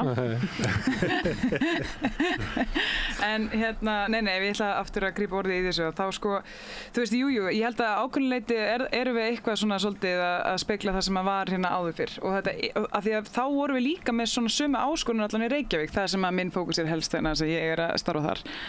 Og þá vorum við með þessa alveg svakalega húsnæðiskreppu í Reykjavík, það var allt inni fólk að flytjast úr sveitinni hingað og það þurfti eitthvað meira að koma upp húsum strax. Þá var í raun og veru farið í það að byggja bara frekar eitthvað en ekkert en á sama tíma er þessi fungis arkitektúr, í raun og veru pólitísk straumstefna að koma sem er að allir eigi skilið gott húsnæði en það var líka svona meiri skilningu fyrir því að við þurfum öll að hjálpa svolítið að og ennfremur og þetta er alveg svona helsti munurinn sko ríkið og borgin eða bærin og allt það þá hafði ekkert úr nærrið því að miklu að móða og þau eru með núna og ég held að sko það sem að við erum að díla við mikið af því sama en þetta er eiginlega svolítið kemur kannski inn á margt af því sem að þið voru að segja að við erum líka sem þetta eiga við það að borgin hún er bara, þú veist, hún vex og þau veit ekki sinni hversu marga þau eru með í vinnu sko. Þú veist, þannig að stjórnsýsla borgarinnar. Já, stjórnsýsla borgarinnar og ég meina auðvitað er ríkið búin að vaxa rosalega mikið líka og þar er þessi, þú veist, það er eitthvað með orðið svo mikið svona þessar stofnanir og þú veist, og jafnvel þetta stjórnmálamennir sem eru raun og veru, þú veist, við erum bara okkar starfi bókstaflega að reyna að svipa til kerfið svo að sé að gera það sem að fólki vill að það geri. En okkur gengur ekkert alltaf vel með þetta. Ég er það, ég meina, fólk vill að þið byggja íbúðir. Já, ég veit það. En ég hugsa bara að það sem að gerist oft þegar menn hafa til þess verið lengi við, hérna, eins og það sem ég finnst ég sjá svolítið í borginni, er að þegar menn eru búin að vera rosalega lengi og það eru hérna, og ég tek alltaf eftir þessu sérstaklega með þegar menn verða, þegar þú ferður því að vera stjórnmálamaðurinn yfir að vera embættismaðurinn, sem verður borgarstjóri. Er þá að vinna með hérna hellinga fólki á hverju leiti og það byrjar að verða mjög óþægilegt að ætla að fara að reka hérna Jón á þessari hæð eða hinn á þessari hæð og það er svo létt að leyfa bara þessu öll að stækka en taka út sparnaðinn á þeim sem er á gólfinu og er að búa til virðið sem er, þú veist, þessi grunnþjónusta og ég held bara að því að almenningur hann er ekki öll hagfræðingar og þau kunni ekki öll, þú veist, þetta fagmál sem að þið eru búin að vera lengi hérna fram og er bara, hafi öll örgulega rétt fyrir ykkur eitthvað leiti, en þau finna það bara í, þú veist, ég get ekki keypt mér íbúð, ég bara fæ lélega þjónustu af hinu opinbera, sama hvar það er, hérna, það er ekki þeirra upplifun að það sé vera að dæma of marga heldur kannski of fáa. Stjórnvöldum er alveg sama. Já, nei, það finnst bara eins og það er að kjósa okkur til þess að gera eitthvað, en við erum ekki nógu hörð, kannski svolítið í því að sýna það í verki, vegna þess að, þú veist, verki væri að taka peningarna úr þessu stóru stjórnsýslu og setja það þá að minnstakosti í grunnþjónustuna sem að næst íbúðanum. Má ég að skjóta inn í þetta, sko, bara en við nefndum þetta fangelsin, ég er ekki rosalega heit í því, sko, bara því að hann nefndi þetta sem dæmi og væntanlega sem dæmi, menn þurfa aðeins kannski að hugsa í einhverju nýjum lausnum, það er ekki bara alltaf að bjóða fólki upp á bara sama, að búa að reyna svo margt, sko, og þetta kemur svona, þetta er pæling, sko, látum einkaaðilar reka fangelsin, sko. Jú, ég meina, það svo sem alveg hægt að gera, auðvitað geti það verið einhver kostnaðarhagkvæmni í því. En menn þurfa líka að velta fyrir sér, sko, hvort að, sko, menn séu, hvort að hlutverkinu sé kannski lokið eða hvort að hlutverkið sé þrotið. Og eins í sérstaklega á þetta nú við sveitarstjórnarmálunum. Ég trú ekki að allir að taka dæmi af fangelsunum, sko. Það eru engar ekki fáls í Bandaríkjunum. Já, ég veit það. Við værum með sko tífaldan kostnað við fangelsisrekstur ef við myndum fara þá leið. Enda var ég að segja, menn... Er það virkilega að leggja þetta til? Nei, ég er ekki að leggja. Ég var að segja þá að endurskoða, held ég, refsilöggjöfina. Það þarf að endurskoða refsilöggjöfina og velta fyrir sér af hverju eru fangelsin þetta full, sko. Og stytta dómana af því að fangelsin eru full. Já, nei, ég held reyndar eftir 50 ára þá mun menn horfa til fangelsa, sko, sem einhvers konar á sín vistheimila dagsins í dag, þið vitið, en það þarf einhverjar breytingar þarna á. Lausnin klárlega ekki að bara fjölga fangelsum bara út í þeir óöndilega. Ég tek þetta bara sem dæmi svo annað og annað dæmi eins og sveitarstjórnarstiginu. Að menn þurfa að fara að líta á, sko, hvert lögbundið hlutverk sveitarfélag? Sveitarfélagin farin að vasast í allt of mörgu? Bara tökum dæmi af leikskólum. Það ekki lögbundið hlutverk. Getur ekki verið að menn þurfi bara að setja undir þessu hausinn, kjörnir fulltrúar, og benda fólki á það sem hið augljósa að menn þurfa auðvitað að taka þátt í þessum kostnaði sem felst í því að bæði passa unga börn og reka þessa leikskóla. Þetta eitt, sko, af lögbundnum hlutverkum. Að meðan að annað lögbundum hlutverk að koma lóðum og annað undir byggingar og koma þeim í byggingu og líða það ekki að verktakar og aðrir sitji með lóðir árum saman án þess að hafa sér framkvæmdir. Það er kerfið sem sprengir upp verð á lóðum. Já, ég vil ræða þetta aðeins vegna þess að, sko, þú veist, það væri náttúrulega ekki húsnæðisskortur ef það væri offramboð á lóðum. Það alveg klárt. Og Nú, okkur ekki. Það getur verið að þeir sem eru að byggja hafa bara engan haga að þeir setja þetta á markaðinn. Jú, og við höfum alveg dæmi það, menn sitja, jafnvel á byggðum íbúðum og koma þeim ekki í sölu. Borgin að stórgræða því að... Já, en sko, þú veist, það sem að sveitarfélögin þeir náttúrulega gera, eins og segir, það ef þau hafa brotið nýtt land og fara í gatnagerð, þú veist, það 3 til 5 ára ferli, þau þurfa að fjármagna þetta sjálf. Þú hafa náttúrulega ekki bolmagn til þess að fjármagna þetta sjálf, þú veist, staðan bara þannig á sveitarfélögunum mörgum. Þannig að einhvers stað þarf að koma fjármagn að til að fjármagna þetta. Því að þú veist, þú farið kannski ekki inn fyrir þessu fyrir 5 árum eða 6 árum liðnum. Ok, má ég koma, þetta alveg ágætis dæmi sem komst með hana og máli þetta aftur það sem ég var að tala með þetta analysis paralysis, sko, að áður fyrr á þessum tímum þessum hafa komið nokkur svona sprettir, það var 3. 4. áratugurinn og svo 5. og 7. það sem við þurftum bara að byggja hratt vegna þess að bara þessi grunn skylda okkar að koma þakki yfir höfuð af fólki. Og það sem við fórum með að gera að vera ekkert endilega skeitum að vera endilega búin að byggja allar götunar, gangstéttirnar eða okkur framvegis, bara koma pípunum undir húsin hjá fólki og vera bara, og þú veist, skólanir við bara leysum það líka as we go. Já, nei, ég meina, þú veist, en fólk fékk þakki yfir höfuðið og við náðum að halda húsnæðiskostnaði niðri. Ég segi bara, þú veist, hvert þú veist, ok, minna, það alltaf þetta bara, já, við þurfum, og borgin alltaf, hún að hala inn á gatnagerðargjöldum götur sem hún ekki að byggja, sko. Það náttúrulega bara þá kröfu hjá öllum flestum sveitarfélögum að hér verður ekkert byggt á þessum lóðum fyrir að öll gatnagerðin búin, búið margur götur, búið stefna gangstéttar, allar lagnar. Hver setur þá kröfu? Mörg sveitarfélög gera það, Reykjavíkurborg með þessa kröfu. Já, Reykjavíkurborg er búin að byggja flesta göturnar sem við taka gatnagerðargjald fyrir, sko. Já, ég segi, sko, þeir rukka bara anyways. Áður heldur en að búa að malbygga. Já, ég held nefnilega að við getum alveg við ætlum að vera í 60 mínútur, við erum búin að vera rúma 70. Já, þetta skemmtilegt. Og Ásmundur Einar Daðarsson býður frammi, hann eitthvað tímabundinn, hann að það ekki rétt hjá mér? Jú. Já, og þannig að við verðum að segja þessu lokið. Við verðum bara að koma aftur saman. Já, Þórður, Ellert, Sigríður og Alda. Já, Alda. Og ég vík með ykkur og Björn Þorláksson tekur mig sæti, en við hittum svo aftur hér á eftir, seinni þættinum, ég og þú. Takk.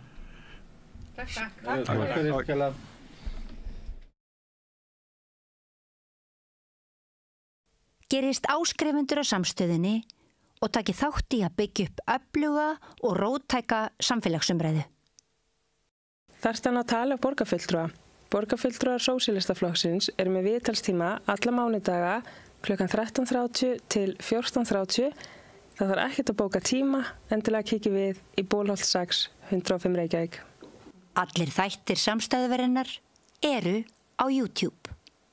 Með því að ganga í leigjendasamtökin styður þú baráttu leigjenda. Leigjendasamtökin eru fyrir öll þau sem vilja vinna að réttlæti og öryggi á húsnæðismarkaði. Leigjendasamtökin.is. Ertu á leið heim úr vinnu? Stilltu á FM 89,1. Segðu það á Samstöðinni. Samstöðin í eigu hlustenda, áhorfenda og lesenda. Sláist í hópinn og gerist áskrifendur.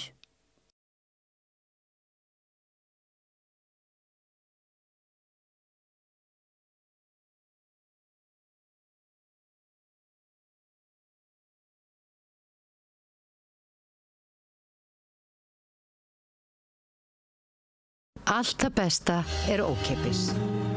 Hrósaðu náunganum. Það betra. Samstöðin, þar sem manneskjurnar koma saman.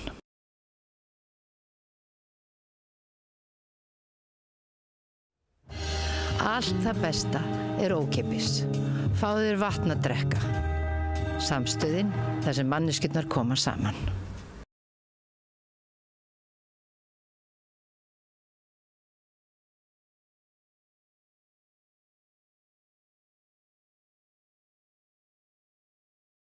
Gerist áskrifendur á Samstöðinni og taki þátt í að byggja upp öfluga og róttæka samfélagsumræðu.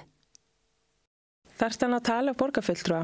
Borgarfulltrúar Sósíalistaflokksins með viðtalstíma alla mánudaga klukkan 13:30 til 14:30. Það þarf ekkert að bóka tíma, endilega kíkja við í Bólholt 6, 105 Reykjavík. Allir þættir samstæðuverinnar eru á YouTube. Með því að ganga í leigjendasamtökin styður þú baráttu leigjenda. Leigjendasamtökin eru fyrir öll þau sem vilja vinna að réttlæti og öryggi á húsnæðismarkaði. Leigjendasamtökin.is.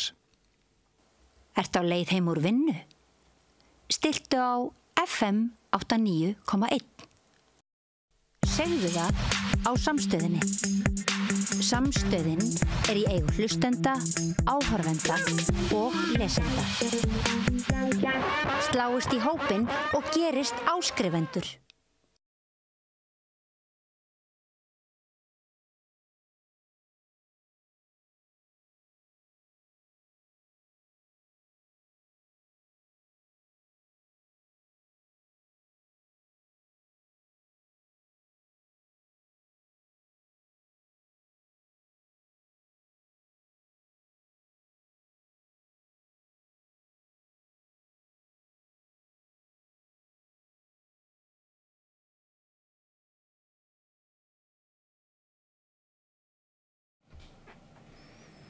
Já, sæl og blessuð, það eru boðuð 2 stór frumvörp í menntamálum sem sennilega verða samþykkt fyrir jól og veitir ekki af því það má segja að allt sumarið hafi meir og minna farið í það hjá sumum fjölmiðlum að rakka niður grunnskólakerfið og sannarlega eru margar áskoranir, við erum með PISA, við erum með líðan nemenda og nú síðast hefur barna- og menntamálaráðherra verið í fréttum fyrir að stofnanir sem eiga að skila skýrslum, upplýsingum á réttum tíma, þær gera það ekki og það er slagur nýverið á milli þessa ráðherra og umboðsmanns barna. Þannig að það er að mörgu að taka. Alla þessa viku höfum við staðið fyrir umræðu menntamál. Við höfum rætt við kennara, við höfum rætt við Þórdísi sem að stýrir nýrri miðstöð skólamál sem tók við að Menntavísindastofnun sem var stofnun sem að ekki gekk nógu vel að halda utan verkefnið. Og þannig að þetta er svona þetta eru nokkur dæmi það sem að okkur langar að ræða núna og höfum fengið Ásmund Einar Daðason hér í setti til okkar til þess að ræða ýmis álitin mál. Velkomin. Takk fyrir. Ég ætla að byrja á þessari umræðu sem að þessum skætingi á milli þín og umboðsmanns barna. Skiptir þetta einhverju máli? Nei, ég held að það sé bara mjög mikilvægt að hafa öflugan umboðsmann og við erum með öflugt embætti umboðsmanns barna. Umboðsmaður hefur verið að ýta við okkur með skil á skýrslum sem að ég hef farið yfir akkur hafa dregist og væntanlega inn í þingi núna á fyrstu dögum þessa haustþings. Síðan þegar kemur svona að matskerfinu og námsmatskerfinu að þá var umboðsmaður að kalla eftir því að við myndum birta innleiðingar áætlunum innleiðingu á þessu nýja matskerfi. Við töldum og teljum að það sé ekki mögulegt að gera það fyrir en Alþingi hefur lokið sin umfjöllun. Mokkinn segir að þú réttlætir lögbrot. Já, það þannig að svona skýrsluskil til Alþingis, ég hef sagt það, við erum í umfangsmiklum breytingum í íslensku menntakerfi. Við byrjuðum á því að breyta menntamálaráðuneytinu og það var tekin ákvörðun að skipta því upp í nokkrar áttir, meðal annars til þess að taka fastar á bæði leik- og grunnskólamálum. Í framhaldinu stokkuðum við upp miðstöð menntamálastofnun og stofnuðum miðstöð menntunar og skólaþjónustu vegna þess að við viljum fara af meiri festu inn í breytingar og þjónustu við menntakerfi sem við getum kannski farið yfir hérna á eftir. Erum búin að vera að vinna mjög stórum frumvörpum sem öll eru þannig að fela í sér kerfisbreytingar hvert og eitt þeirra fyrir íslenskt menntakerfi, þó þú takir bara eitt þeirra og það var 2 verið í umfjölluninu núna.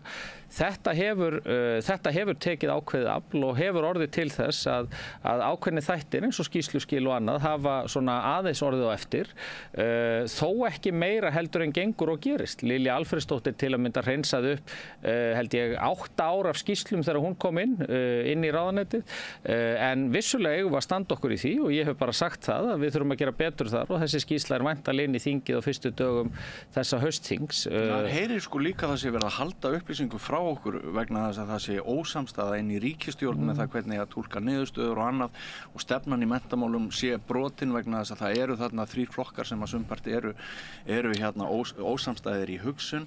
Við vitum náttúrulega að í sumum hérna mælingum PISA þá ástandið gjörsamlega óboðlegt. Og má ekki bara segja að það hafi verið bannað að fella niður þessar samræmdu mælingar sem gert var? Já, ef þú tekur samræmdu prófin eins og þau eru uppbyggð og uppbygging þeirra það nú ekkert launungamál að það nú aðeins ágreiningurinn í ríkisstjórninni, það nú ekki hérna. Hvernig birtist hann? Það sjá það mjög margir.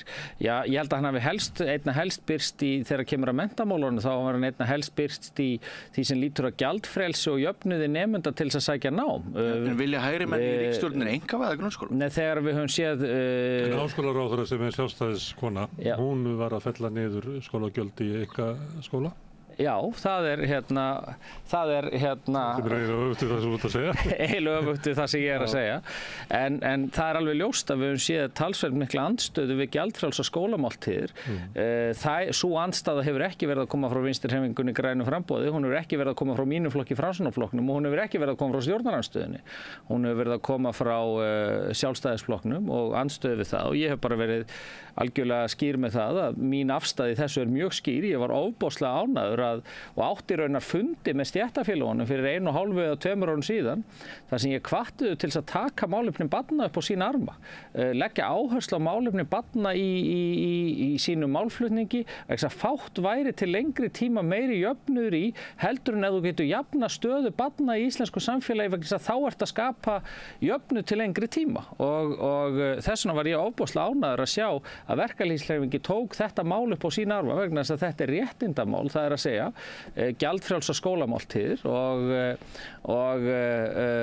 og fannst mjög sérstakt að sjá einstaka sveitarfélög leggjast gegn þessu eða einstaka bæjarstjóra eiginlega frekar vegna þess að þetta er bara í mínum huga er þetta bara grundvallaratriði og ef að menn skoða tölfræði í þessu samhengi vegna þess að það er nú mikið búið að tala tölfræði í sumar sko og þegar kemur að menntakerfinu þá við erum að sjá Ísland, það gott að vera barn á Íslandi. Ef við berum okkur saman við bara mörg nágrannalönd, þá stöndum við ansi ofarlega þegar kemur að jöfnuði, tækifærum og öðru slíku. En það hins vegar, já, bara tölfræðilega séð, þá gott að vera með við mörg önnur lönd. En við höfum verið að sjá það og kannski einna helst gagnvart nemendum með erlendan tungumál og menningabakgrunn að við erum að síga á þessum listum. Árið 2022 Ásmundur sagði aðeins 5. hver stúlka í íslenska grunnskólakerfinu vera hamingjusöm. Já, leið mér að klára tekjulega hlutan, svo skulum við taka hitt vegna það líka svona samfélagslegra verkefni. Síðan sjáum við í umræddu PISA sem hefur verið mikið í umfjöldun líka að Ísland og Finnland hafa staðið framar öðrum Norðurlöndum þegar kemur að því að skoða árangur úr menntakerfinu að þá hefur félagslegur bakgrunnur ekki haft eins mikil áhrif á árangur í menntakerfi eins og í hinum löndunum. En það hefur versnað til okkur. Það hefur versnað. Það hlýtur að vera bara ljósin hljóta að loga í ráðuneytinu. Það hefur versnað núna. Hefur skólinn ekki bara brugðið sem jöfnunartæki? Nei, þetta meira samfélag og þess vegna skynsamlegt út frá tölfræðinni að stíga inn með gjaldfrjálsar skólamáltíðir, að stíga inn með gjaldfrjáls námsgögn fyrir nemendur í framhaldsskólum yngri en 18 ára sem þetta grunnnám og að stíga inn með félagslegum hætti inn í menntakerfið og styðja betur við þessa hópa og ég hef ofboðslega sterka sannfæringu fyrir þessu og ég bara sannfærður að við erum að stíga rétt skref þarna til framtíðar. Eins og ég sagði áðan, mæling vísindaleg 2022. Aðeins 5. hver stúlka í íslenska grunnskólakerfinu segist vera hamingjusöm, drengir mikið til ólæsir og sumir hitta aldrei kallmann inn í kennslustofunni, svo við bara förum nú út í það.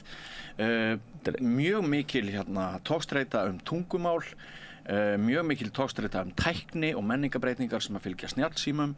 Við foreldrarnir litlu skárri heima hangandi í okkar skugga yfir okkar ráðtækjum, allir sambandslausir. Þetta svolítið svo mynd sem að við höfum verið að draga upp síðustu misseri og þegar kemur ofan á þetta gjörsamlega óviðunandi árangur í PISA, þótt þú munir núna segja að munurinn á Íslandi og öðrum löndum sé að öll íslensk börn taki þátt í PISA en það sé ekki. Nei, ég mun ekki segja það sko. Ok. Ég get bara sagt og bara byrja á því að segja vegna þess að margt af því sem að þú nefnir hérna eru líka áskorunir sem önnur lönd að glíma við, eins og líðan stúlkna til að mynda. Það margt ofboðslega jákvætt að gerast í íslensku skólakerfi, en það eru sannarlega þættir sem við þurfum að stíga fastar inn í og betur og þú nefndir nokkra þeirra hérna og við erum að gera það með fjölþættum aðgerðum en það sem að ég hef líka verið að segja að ef við ætlum að ná árangri í skólakerfinu, ef við ætlum að ná betri árangri í skólakerfinu, þá verður það ekki einvörðungu gert með samræmdum mælingum. Samræmdar mælingar eru gríðarlega mikilvægar en þær þurfa að vera á miklu breiðari grunni heldur en eingöngu að mæla íslensku og stærðfræði. Við verðum að vinna með félagslegu breyturnar samhliða. Við verðum að vinna með bakgrunnsbreytur samhliða og vinna með önnur gögn samhliða sem tengjast bara lífi barnsins. Þegar samræmd könnunarpróf hefjast aftur núna, 2 ára á vetri, verður þá tekið tillit til bakgrunnsbreyta? Já, það sem við erum að gera núna samræmdu prófin voru þannig að sko, það var nú í fyrsta lagi hægt að nota þau til inntöku í framhaldsskóla. Í öðru lagi voru kennararnir farnir að tala við notum þau ekki, þau virki ekki dag frá deginn í skólastofunni til þess að grípa börnin fyrir ef eitthvað bjátar á. Í þriðja lagi þá hafði fyrirlagning þeirra mistekist ítrekað. Þannig að fyrirlá að við ætluðum okkur að fara í matskerfi sem að ég heyrði að Ragnar Þór var meðal hans útskýra og ég held að Þórdís Jóna hafi líka farið aðeins yfir sem miðar að því að geta jafnt og þétt inn í skólastofunni gripið einstaklinginn fyrr. Þannig að kennarunum finnist gagn að því að nota það. Lesfimiprófin sem að nú eru þegar í notkun og byggja þessari matsferilshugsun, það milli 90 og 100% notkun á því í dag. Það ekki skylda. Vitið af hverju það er? Það vegna þess að það nýtist inn í skólastofunni. Það nýtist dag frá degi sem verkfæri inn í skólastofunni. Við ætlum okkur að byggja ofan á þetta en setja síðan ákveðna skyldu inn á próf sem á að taka gildi á næsta skólaári ef þetta frumvarp verður samþykkt, þar sem að verður hægt að mæla, þar sem að verður gerð krafa allir taki þátt, til þess að fá þessa samræmdu mælingu á skólakerfið. En á sama tíma erum við að vinna þetta með skólakerfinu sjálfu, þannig að verkfæri nýtist dag frá degi. Við viljum að börnin, ég vil að dóttir mín, ef eitthvað bjátar á, að kennarinn hafi verkfæri til þess að sjá það fyrr heldur en bara með einhverju samræmdu prófi og mælingum á skólanu seinna meir.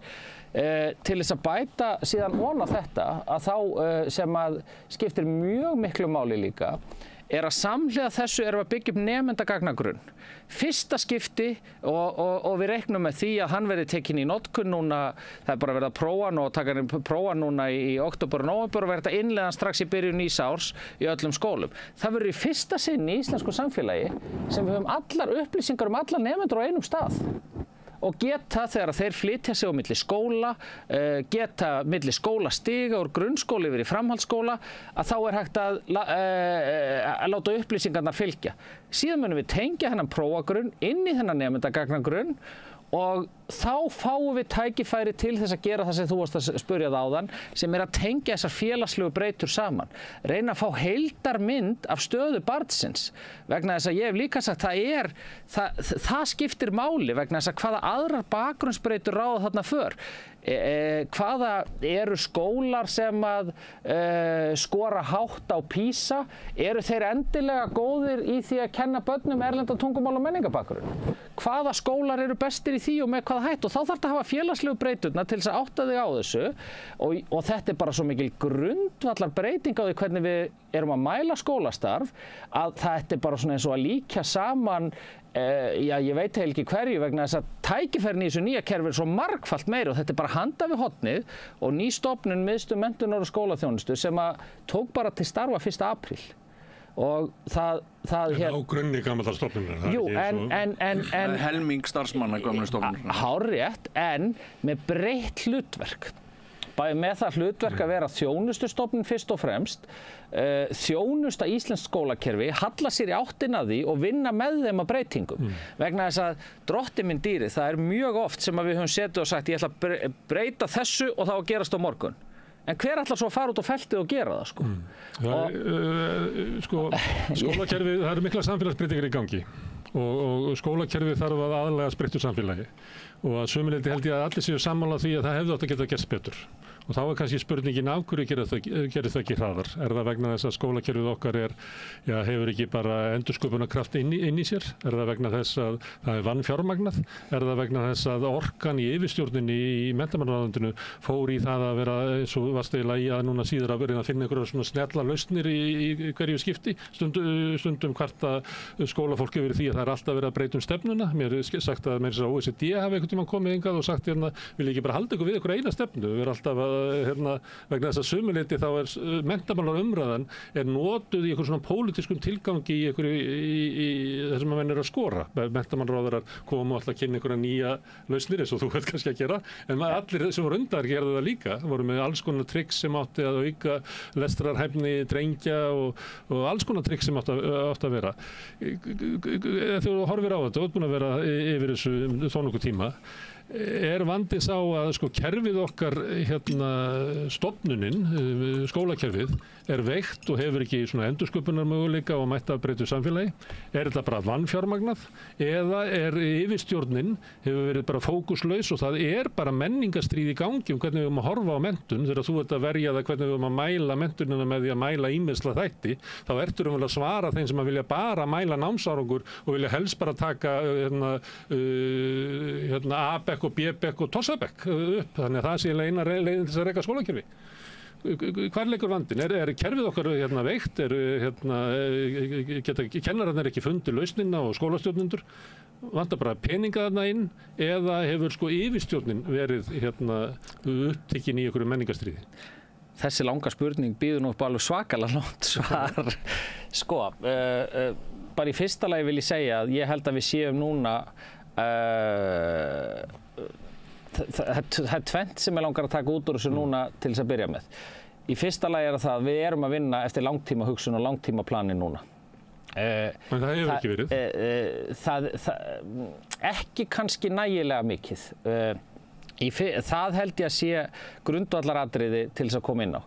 Við erum að vinna eftir menntastefnu sem samþykkt var á Alþingi á síðasta kjörtímabili þegar Lilja Alfreðsdóttir var mennta- og menningarmálaráðherra, sem ætlunin að breyta íslensku skólakerfi til 2030, ná ákveðnum árangri til 2030, menntun fyrir alla og við erum að finna eftir fyrstu aðgerðaráætluninni þar. Þær aðgerðir sem ég er að kynna núna eru hluti af þeirri aðgerðaráætlun. Hún hefur ekki fæðst í huga ráðherran sem hér er eins og sér, vegna þess að ef þú ætlar að breyta skólakerfi þá megum við ekki gera það þannig að við hver ráðherraskipti þá ætlum við að taka uppbeygju og gera allt öðruvísi á morgun heldur en við gerðum í dag. Eins og að mörguleiti hefur verið. Þú nefndir aðan viðtalið við Ragnar Þór Pétursson sem við tókum í síðustu viku. Hann fór til dæmis yfir það hvernig Illugi Gunnarsson hafði bara skilið eftir sig blóðslóð og tekið það út úr kerfinu að skólabörn við erum að kenna þeim að vera góðar manneskjur. Hann sagði raun að áherslan í seinni tíð væri öll á það að þau yrðu góður mannauður fyrir fyrirtækin þegar þau útskrifuðust úr grunnskólanum. Já, en það þetta tvíþætta hlutverk menntakerfis. Ég tek það eins og eftir, sko. Það þannig að við erum í langtímavinnu við breytingar sem eru búin að koma ótrúlega fjöldi að. Við höfum verið að tala um að kennararnir hrökklist og þeir vilja meiri þjónustu til þess að takast á við fjölbreytta nemendahópa og svo framvegis.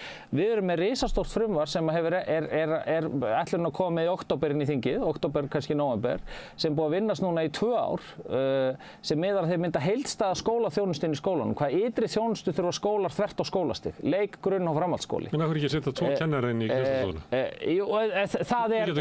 Þetta er eitt af því sem rammar það inn. Það eru bara ákveðin viðmið það hvernig skólinn á að taka á þessum þáttum. Og fyrirgeðu maður þegar skólaánaðargreining var tekin upp, af hverju var þá ekki auka mannafli og auka peningar? Ég er enn að svara spurningunni löngu frá Gunnari Smára.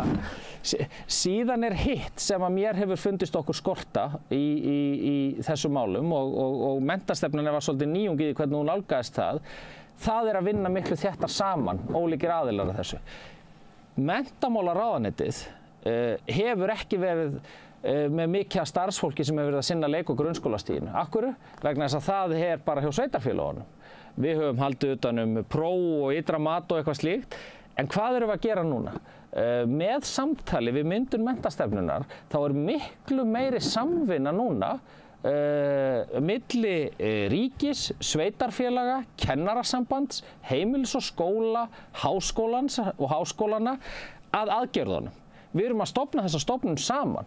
Við erum að taka ákvörðun saman að búa til nemendagagnagrunn sem á að halda utan nemendurnar, alveg sama hvort er í leik- og grunnskóla sem hjá sveitarfélögunum eða hjá ríkinu sem hjá framhaldsskóla. Þannig er þetta leiðrétta aðgerð sem að Björn Bjarnason gerði á síðustu öld að flytja grunnskólana til sveitarfélagana en halda eftir samt menntastefnunni hjá ríkinu og þú ert að segja að menntamálaráðuneytið var bara ekki undirbúið að halda utan um þetta.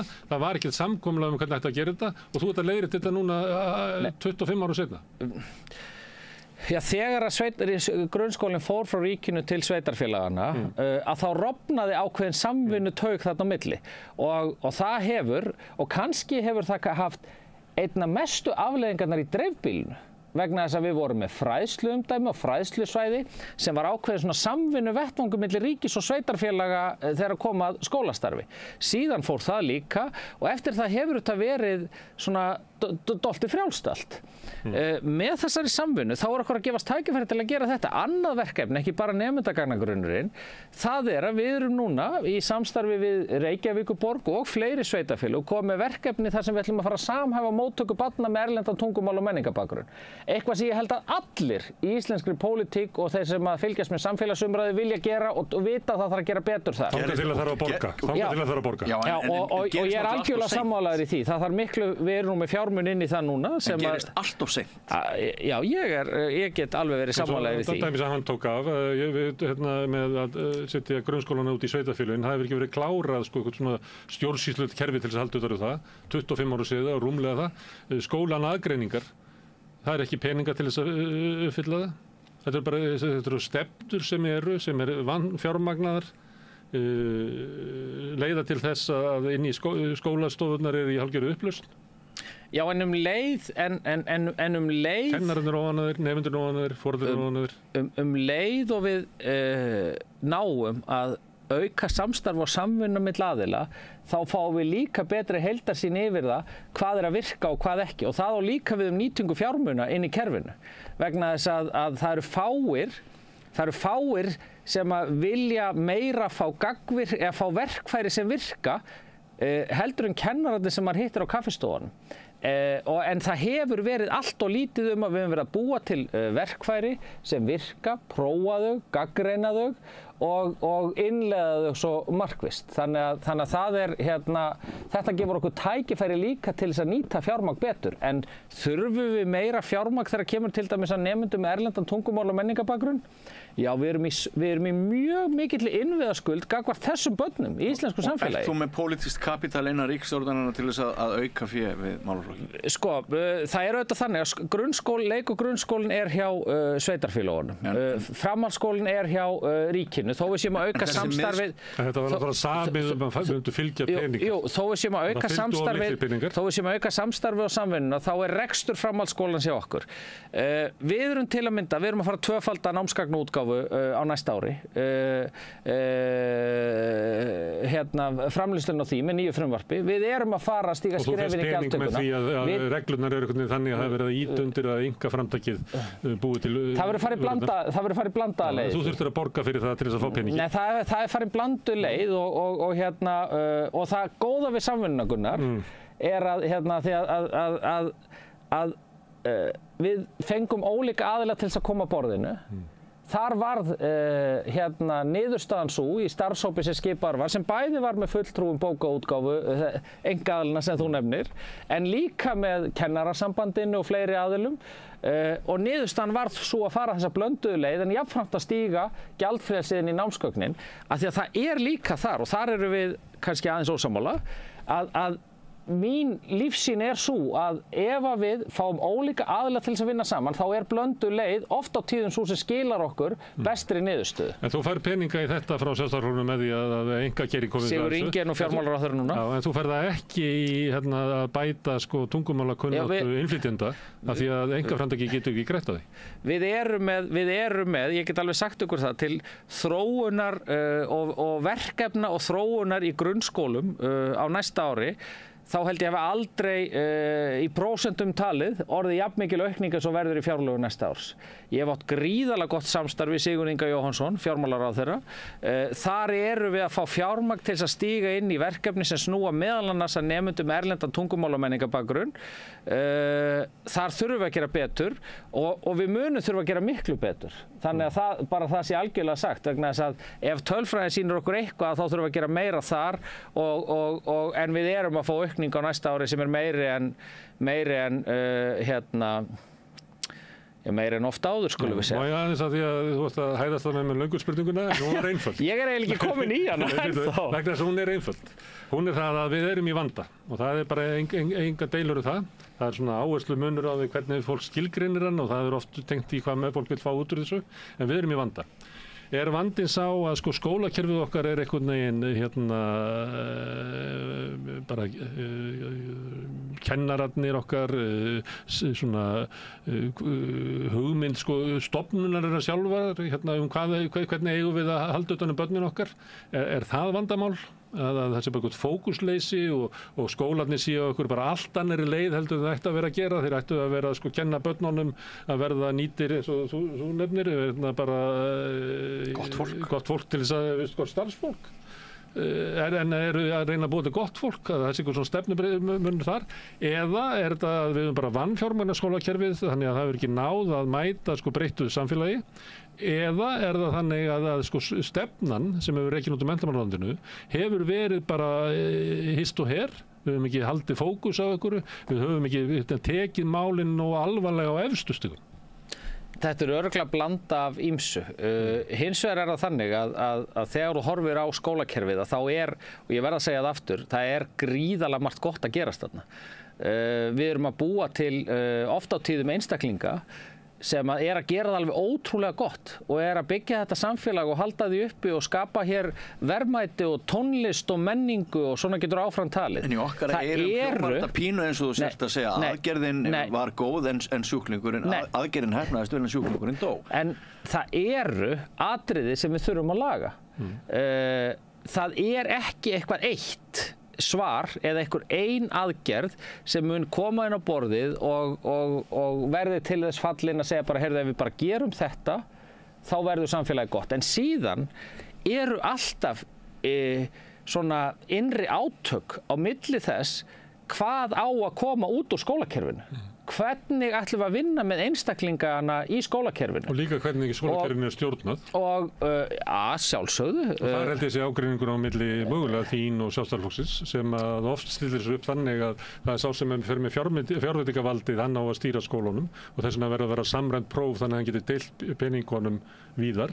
Það svona vantraust á að kerfið sjálft finni réttar leiðir og það þarf að vera fjármálastjórn sem að stýri hvert kerfið fer.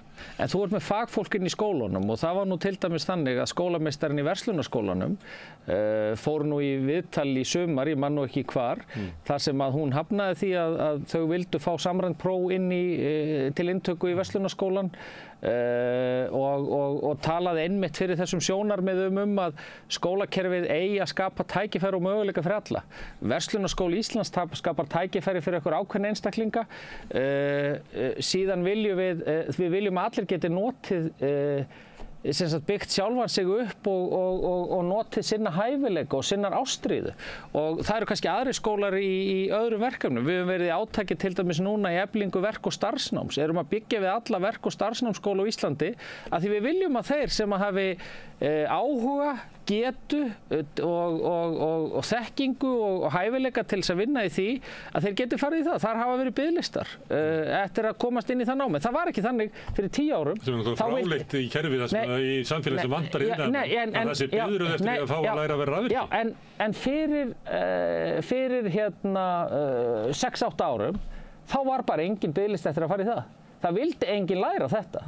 Það vildi enginn fara í verk- og starfsnám, enginn, þetta nú kannski alhæfing, það voru ekki biðlistar, síðan var farið í ákveðnar breytingar hvað það snertir og Lilja Alfreðsdóttir gerði það sem hefur valdið því að það aukning þarinn og nú erum við að fara að byggja við nánast alla verk- og starfsnámsskóla í landinu og það komið á stað og við erum búin að tryggja fjármagn í það að því við viljum mæta þessu.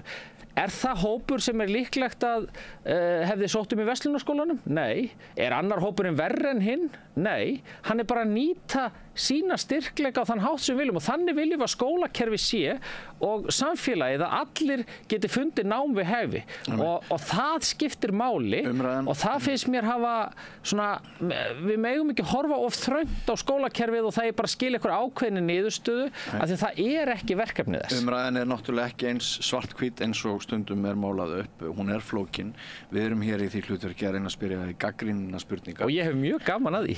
Það ágætt. Þú minntist á viðtalið við Ragnar Þór Pétursson, þú hefur þá hort á það viðtal eða hvað? Já, ég hlustaði á það. Þú hlustaðir á það og þar kom meðal annars fram að hans áhyggjur af því að þótt þessi rými til þess að kenna dygðir inn í skólanum þá sé svona það sem að veitir lífi unglinga, barna og fullorðnu, við þurfum eitthvað inntak, við þurfum eitthvað annað en Excel-skjöl og þurrar staðreyndir. Við þurfum að hugsa stöð okkar í lífinu. Hann talaði að hvítbók Illuga hefði valdið stórskaða og af því að þú ert nú æðstur í þessum menntamálum, bara það eitt og sér þurfum við að nálgast skóladaginn hjá venjulegum nemendum með allt öðrum hætti en við höfum gert. Út frá þessu að hætta að hugsa bara að búa til mannauð fyrir fyrirtækin, heldur huga að hverjum og einum einstaklingi og inntæki sálarlífi hvers og eins einstaklings. Meðal annars með vísan til þess sem við nefndum áðan með líðan barna, sérstaklega sem að stelpum líður ekki nógu vel. Skólarnir ef við förum inn á kaffistofunir í skólanum og tölum við fagfólki þar og það bara fátt sem að mér finnst skemmtilegra heldur en að fara þar inn, eiga spjalli bara svona eins og við erum eiga hérna. Frímínútur í skólum eru alveg frábærar. Frímínútur í skólum eru frábærar og þegar þú finnur hvernig námsmat að þróast, hvernig verkefnavinnsla að þróast, hvernig skólarnir margir hverjir að brjóta upp vinnudaginn hjá börnunum með ólíkum hætti, einn skóla gera svona eða hinsegin, þá miðar þetta alltaf því að nálgast börnin á þeirra forsendum. Ég þannig styrkari leiðsögn á hálfu hins opinbera. Já, þeirra hæfileika og við eigum að ýta undir þetta og það eitthvað sem þessi nýja miðstöð, menntunar og skólaþjónustu, fær það hlutverk að þjónusta svona breytingar, þjónusta fólk, leiðsagnarnám, þú veist, allt þetta sem allar þessar breytingar sem eru að verða, við viljum ekki keyra þetta aftur inn, við viljum ekki fara tilbaka og hugsa, heyrðu, þetta snýst bara að gera þetta eins og þetta var gert hérna fyrir 30 árum, vegna þess að krakkarnir okkar ekki þar, unga fólki ekki þar. Ég átti samtal bara við dóttur mína í gær. Ég meina, ég kynslóðin sem byrjaði að nota internetið og Google og þetta og hún var að segja mér, guð, hvað gervigreindin búin að hjálpa mér í vikunni. Og vitið það, ég ekki byrjað að nota gervigreind í því sem ég að vinna. Ég veit ekki, eru þið byrjaðir á því eitthvað? Nei, ég ekki byrjaðir á því. Og þú veist, þetta held ég, við verðum bara eins og risaeðlur í þessu. En ég ekki viss. Já, ég verða allavega. Þau munu nota þetta dag frá degi í sínu námi. Þú veist, þannig að þetta alltaf að breytast skólastarfið og við megum alls ekki draga úr því að skólarnir fá að þróast í þessa átt og við frekar að ýta undir það. En hefur verið ómikil áhersla á börn sem einingar, hlekki í keðju fyrir atvinnulífið og svo stöndum við bara uppi með gjaldþrota samfélag þar sem engum líður vel og við höfum hérna búið til mannauð fyrir atvinnulífið en við gleymdum öllu henni. Ég veit að ykkur langar rosalega til þess að heyra mig segja bara já, en þetta þetta tvíþætta hlutverk og ég finn það þegar ég fer til dæmis á menntamálaráðherrafund OECD og maður heyrir hvernig OECD talar, að þeir eru að byrja að átta sig á því að það þurfa að vera breytingar á þessu. Þá erum við svolítið verið að ýta þér yfir hina áttina með gagnrýni sem hefur verið sum. En það bara, eitt af því sem hefur verið farið að mæla þar líðan, tilfinningastjórnun og allt þetta. Annað sem þeir eru að byrja að mæla núna og prófið í sumar var fyrsta skipti skapandi hugsun. Hversu skapandi skólakerfin? Það að búa til skapandi einstakling? Vegna þess að ég man eftir því ég var félagsmálaráðherra og við var verið að tala future of work eða framtíð vinnunar. Það sem að unga kynslóðin þyrfti að undirbúa sig undir væri að skipta algjörlegum ham í lífinu og 6 til 8 ára fresti alla þessa öld.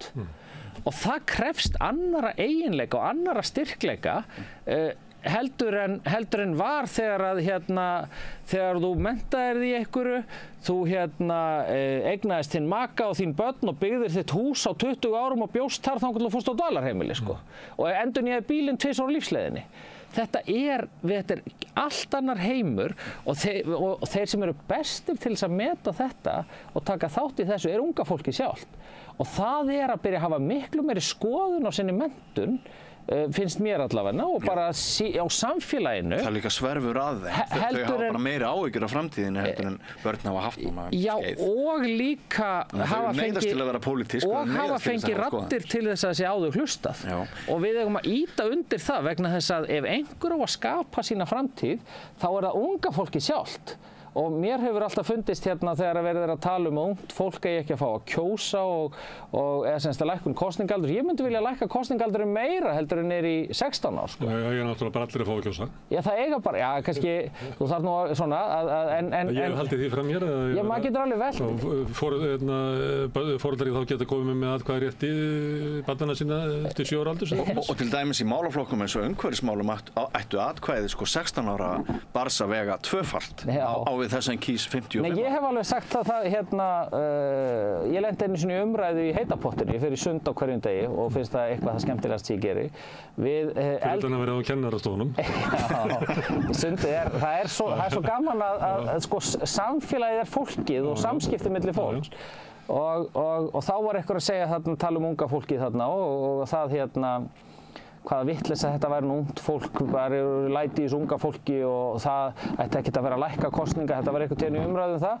Og ég sagði við þennan mann, heyrðu, væri ekki bara nær að þú hættir að kjósa átturætt, Vegna þess að hvað skiptir framtíð samfélagsins máli fyrir þig þegar þú ert orðinn áttræður en ekki þetta unga fólk sem að sér framtíðin allt öðruvísi við og maður finnur þetta bara svo vel á börnunum sínum sjálfur að þau sjá bara framtíðina allt öðruvísi heldur en ég og mér finnst, ég rétt rúmlega fertugur, mér finnst þess að ég sé áttræður þegar ég tala við þau. Má ég aðeins víkja að 2 hópum ólíkum, við getum kallað þá andstæður. Annars vegar bestu börnin okkar, það er að segja bestu í þeim skilningi börnunum sem gengur best í skólanum, það er náttúrulega ekki bestu börnin.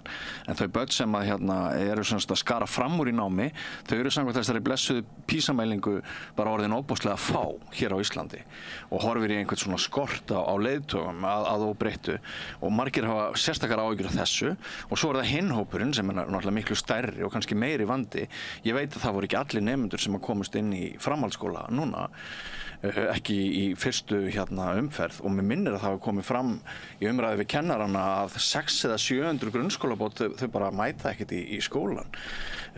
Sko þessir hópar, ef við tökum svona jaðarhópana, annars vegar þessa sem hefur gengið best og virðast alltaf að verða færri og færri, er það sérstakt samfélagslegt áhyggjuefni að þínu mati og hvað með sem sagt þá sem að hafa verið í mesta brasinu með inngöngu eða framistöðu í námi. Er ekki báðir þessir endar, þurfum við ekki að huga svolítið aukalega vel að þeim? Þetta er bara góður punktur og það eru sannarlega tækifæri til þess að gagnvart þeir nemendur sem til að mynda skara fram úr í ákveðnum námsgreinum. Það eru tækifæri og eru svona nemendur sem eru sterkir á bókina, svo hefur við talað mikið tíðina. Það eru tækifæri til þess að gera betur þar og auka samspilið og samskiptin á milli grunnskólakerfisins annars vegar og framhaldsskólakerfisins hins vegar. Síðan eru mjög mikil tækifæri til þess að gera betur gagnvart hinum hópnum, en þar höfum við verið að gera það og leggja áherslu á það. Framhaldsskólinn til dæmis er að taka á móti öllum aðilum. Það er hins vegar þannig að eins og þú réttilega bendir á að það er ekki samkeppni nemendurna sem eru aðeins sem eru svona jaðarsettir. Ég meina eftir að innritun lauk í framhaldsskólana í vor, þá var allstór hópur nemenda sem engin skóli vildi. Nokkrir tugir. Já, allstór hópur og var bara unnið með það og við tryggðum þeim öllum skólaplás og þá velti maður fyrir sér samkeppni nemendur. Er það þannig að skólarnir vilji í allt og miklu mæli bara taka nemendurna sem eru sterkir á bókina, vilja ekki hina, vilja ekki nemendurna með erlendan tungumál og menningabakgrunnin.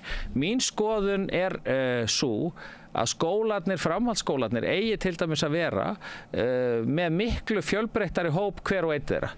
Það er ekki gott fyrir samfélög að ólíkir hópar hittist ekki innbyrðis. Við viljum hafa samfélag fyrir alla, við viljum hafa það allstaðar, ekki bara þegar þú ferð í sund og situr þar verkamaðurinn við hliðin á bankastjóranum í gufubaðinu, við viljum hafa það í samfélaginu í heild sinni. Þess vegna höfum við verið að segja við skólana núna, heyrðu, þið verðið allir að vera með starfsbrautir. MR verður líka verið með starfsbraut, verslunarskólinn verður líka verið með starfsbraut. Það verða allir sem er fyrir nemendur með einhverjar fatlanir eða skerðingar. Vegna þess að samfélagið á að vera þannig, en þá fyrir maður líka velta fyrir sér fjármögnunarmódelinu sem er á skólakerfinu.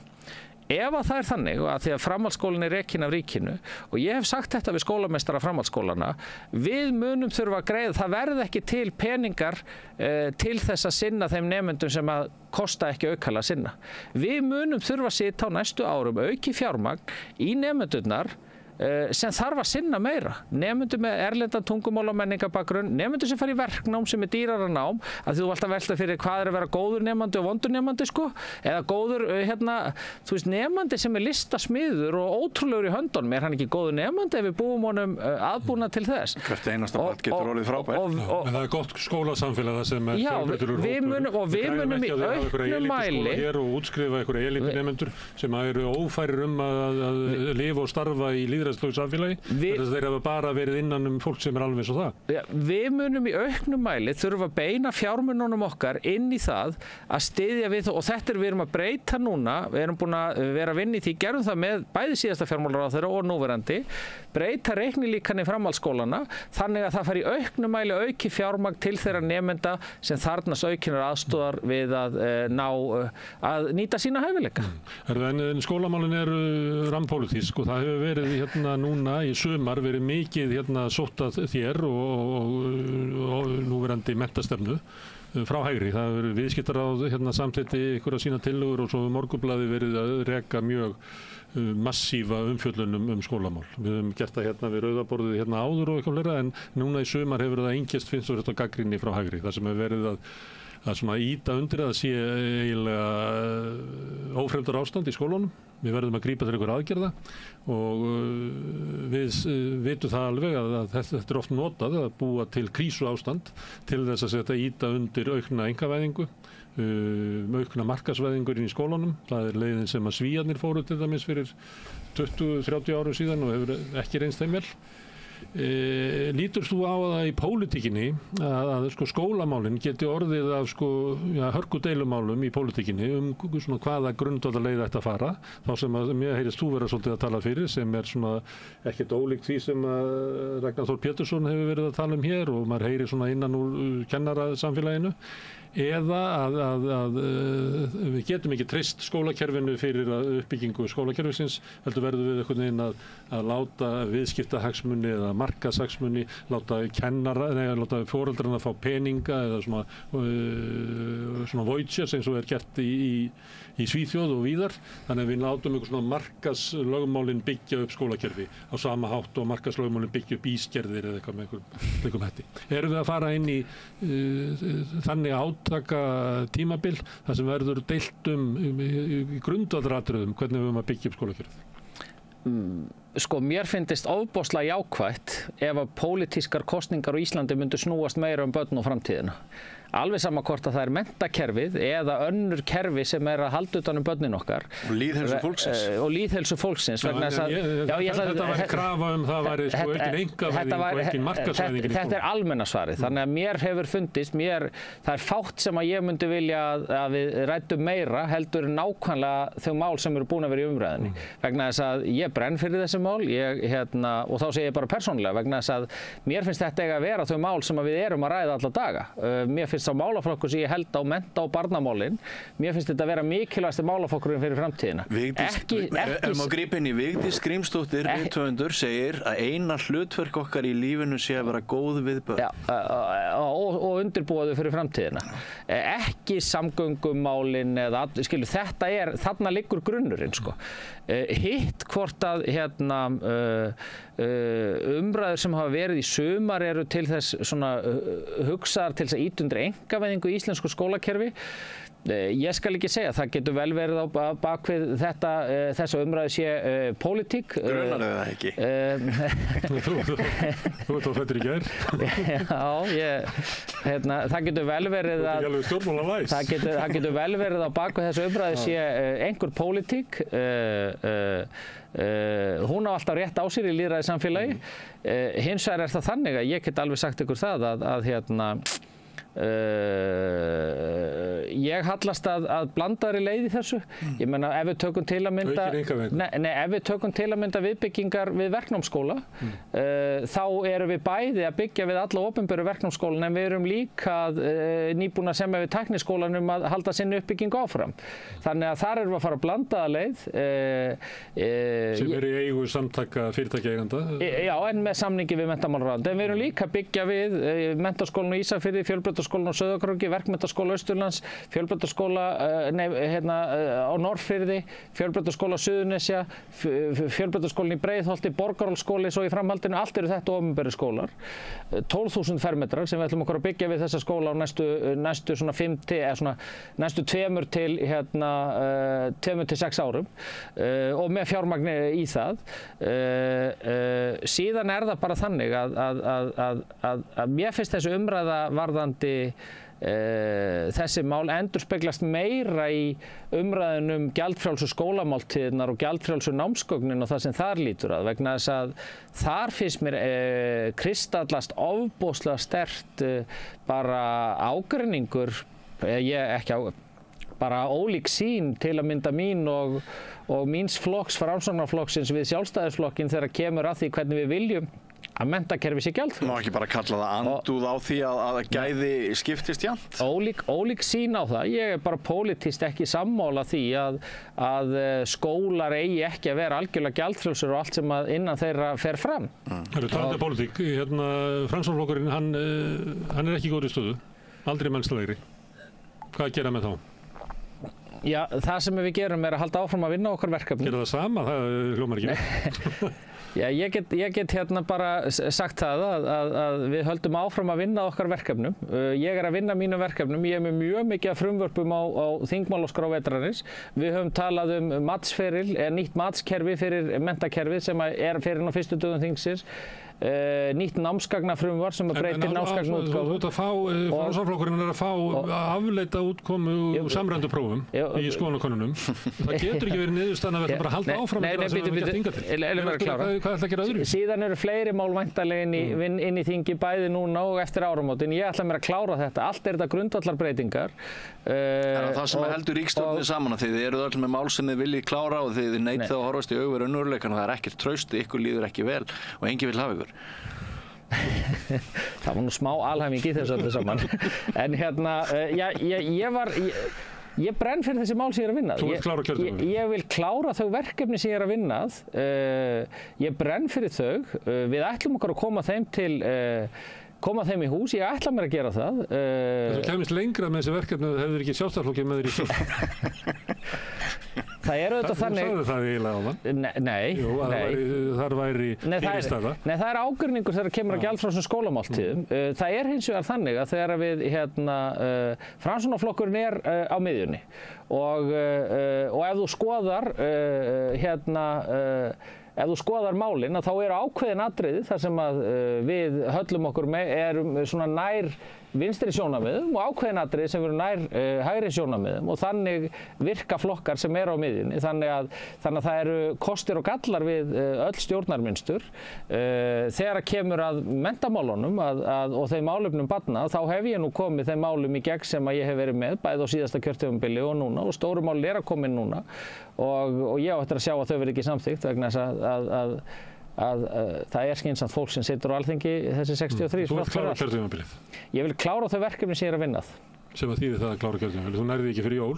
Ekki fyrir jól, nei. Þannig það er að klára kjörtímabilið. Og þú hefur trú á því að þá muni kjósendur sjá að Framsóknarflokkur sé góður flokkur? Ég hef trú á því að ef þú vinnur að verkefnunum af heilindum og heiðarleika og reynir að koma þeim áfram, að þá sé kosið þau verkefni. Það geti Björt framtíð einu sinni og hún þurrkaðist út fyrir að tekja enginn einasta þingmann. Ef að ríkisstjórn nýtur ekki meiri stuðnings heldur þessi sem er að slá Íslandsmet yfir að njóta lítið stuðnings. Er það ekki líka heiðarlegt að segja, við erum bara mist salin, við erum mist trúna við þjóðina, nú er komið tíminn á þjóðinu veljið sér bara nýtt þing og það þing veljið sér nýja ríkisstjórn? Og það er það sem gerist þegar alþingiskosningar verða og það er eiga að verða í seinasta lagi eftir rúmt ár. Þannig að það sé svo stutt eftir. Þú verður líka að taka Sigurjón, Gunnar, ekki bróðir, verkefni sem eru komin í þingi, við erum búin að ræða nokkuð stór mál hérna. Ég hef metnað til þess að klára þau mál. Ég hef metnað til þess að koma þeim áfram, fylgja þeim eftir, af því að þetta eru stórar breytingar og ég held að það dylist engum, að þetta eru stórar breytingar sem að munu hafa áhrif inn í framtíðina og að sjálfsögðu stjórnmálamaður sem er kosinn til þess að fylgja þeim málum eftir brennur fyrir þeim að hann vil ekki klára leikinn og fylgja því eftir. Það væri mjög sérstaklega ef ég vildi það ekki. Þú veist líka að það verður ólíklegra að þú náður að klára þetta eftir því sem að ríkisstjórnin nýtur minna traust og er veikari. Þannig að hún er að fjara undan þér ef það er markmiðið að klára þetta. Þau koma inn, þessi mál kom inn í þingið núna það er að koma 2 frumvörp á fyrstu dögum þingsins. Ég mæli fyrir þeim og við skulum taka stöðunum áramót hvort að þau verði ekki komin í gegn. Framsóknarmenn höfðu val haustið til hérna fyrir nokkrum árum og völdu Sigurð Inga frekar heldur en Sigmund Davíð. og það leiddi til þess að Sigmundur Davíð fór út úr flokknum og stofnaði Miðflokkinn sem að núna mælist tvöfalt stærri í könnunum. Það hlýtur að vera Framsóknarmenn hljóta að velta fyrir sig byrju völdu við vitlausa forystu. Nei, ég held að það sé nú alveg ljóst að svona með við málefnin og málflutningin að þá nú talsverður skoðanamunur orðin á málum þarna, hvort sem að lítur að skólamálum, félagshyggju og annað. Ég félagshyggjumaður og aldrei verið sannfærðar að við að keyra þá stefnu áfram, en mér finnst nú lítið ber á henni svona yst á hægri vængnum. Þannig að Miðflokkurinn eiginlega orðinn líkari Sjálfstæðisflokknum heldur í Framsóknarflokknum. Þau hafa verið að keyra dálítið hart inn í svona eiginlega hægra megin við Sjálfstæðisflokkinn í mörgum málum og það er ekki miðjan og það er ekki félagshyggju nálgun og þar liggur algjörlega mín taug og í öllum mínum verkum. Þannig að því að þú varst að tala um hvernig er erfitt að koma málum áfram, að félagshyggjan er bara og aukinn jöfnuður og það sem skiptir máli þessu er bara það sem ég brenn fyrir allavega sem stjórnmálamaður. Ítarleg umræða. Var hún gagleg? Ásmundur er skaman í frímínútum og hann er skaman í lokaborðinu. Nei. Nú er hann að fara í svett. Já, nú er ég að fara í... Þannig við þurfum að sleppa honum. Já, við þurfum að sleppa honum. Ég er að fara í svett til Tolla. Kæra þakkir fyrir að koma til okkar. Takk. Og við hingurum aðeins augnablik, hann Sigurjón bróðir minn sem var nefndur hérna áðan, hann ætlar að koma hingað og við ætlum að reyna að ljúka þessu þætti.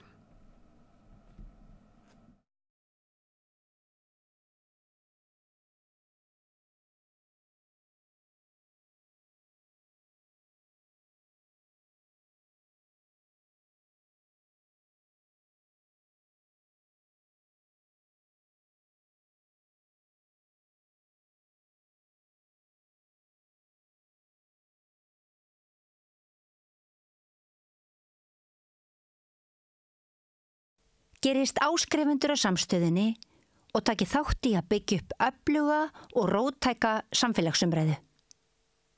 Þar stanna að tala borgarfulltrúa. Borgarfulltrúar Sósíalistaflokksins með viðtalstíma alla mánudaga klukkan 13:30 til 14:30. Það þarf ekkert að bóka tíma, endilega kíkjum við í Bólholt 6, 105 Reykjavík.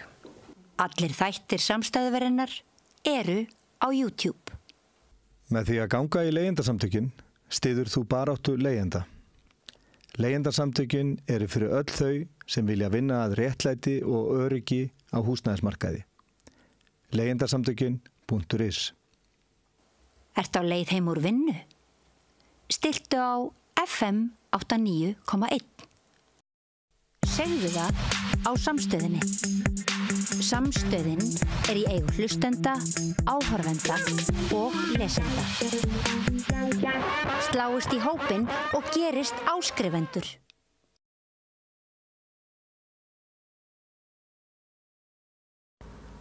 Allt það besta ókeypis. Knúsaðu vini þína. Samstöðin, þar sem manneskjurnar koma saman.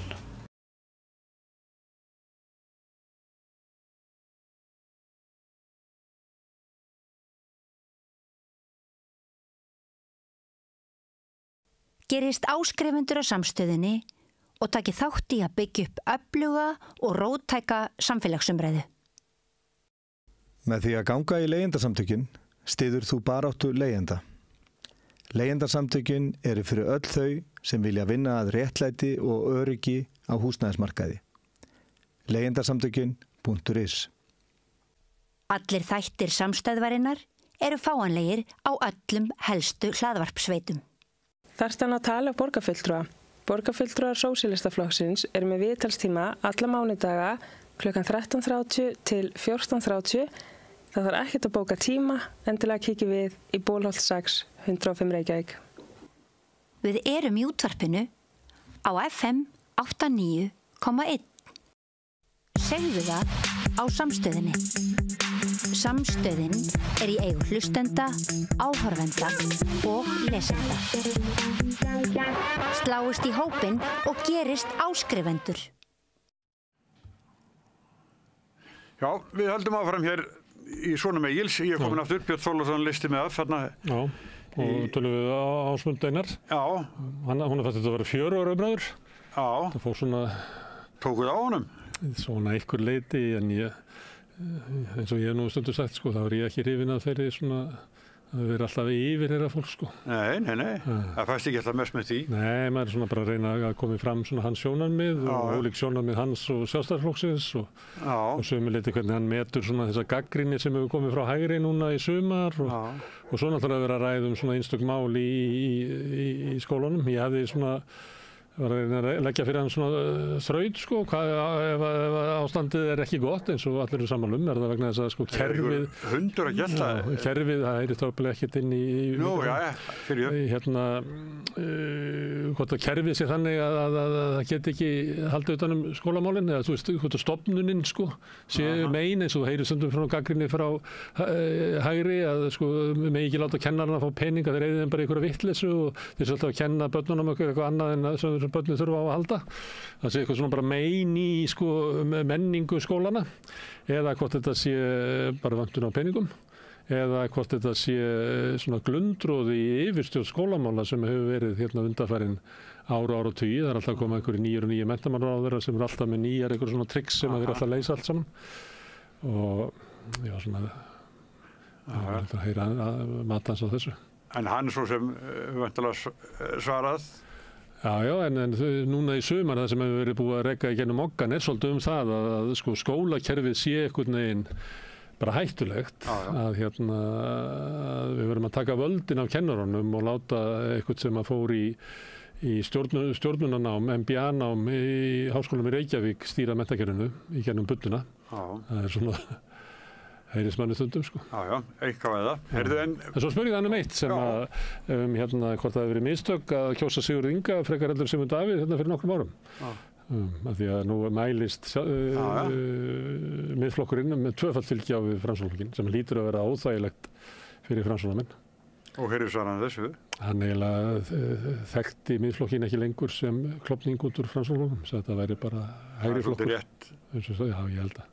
Ég held að bara Sigmundur Davíð fór bara hvort sem hann er klókur eða tækifæri sinnaður eða hvort hann hafi bara alltaf verið svona hægri sinnaður að þá er hann og aðri miðflokksmenn raunverulega bara að keyra á því núna þeir séu eiginlega betri Sjálfstæðisflokkur en Sjálfstæðisflokkurinn eins og kom fram hérna í upphafið þarna. Já, og hérna Sjálfstæðisfólki sem var hérna hjá okkur, það er nú þá var gagnrýni á fórustuna og kannski meira en maður hefur heyrt áður.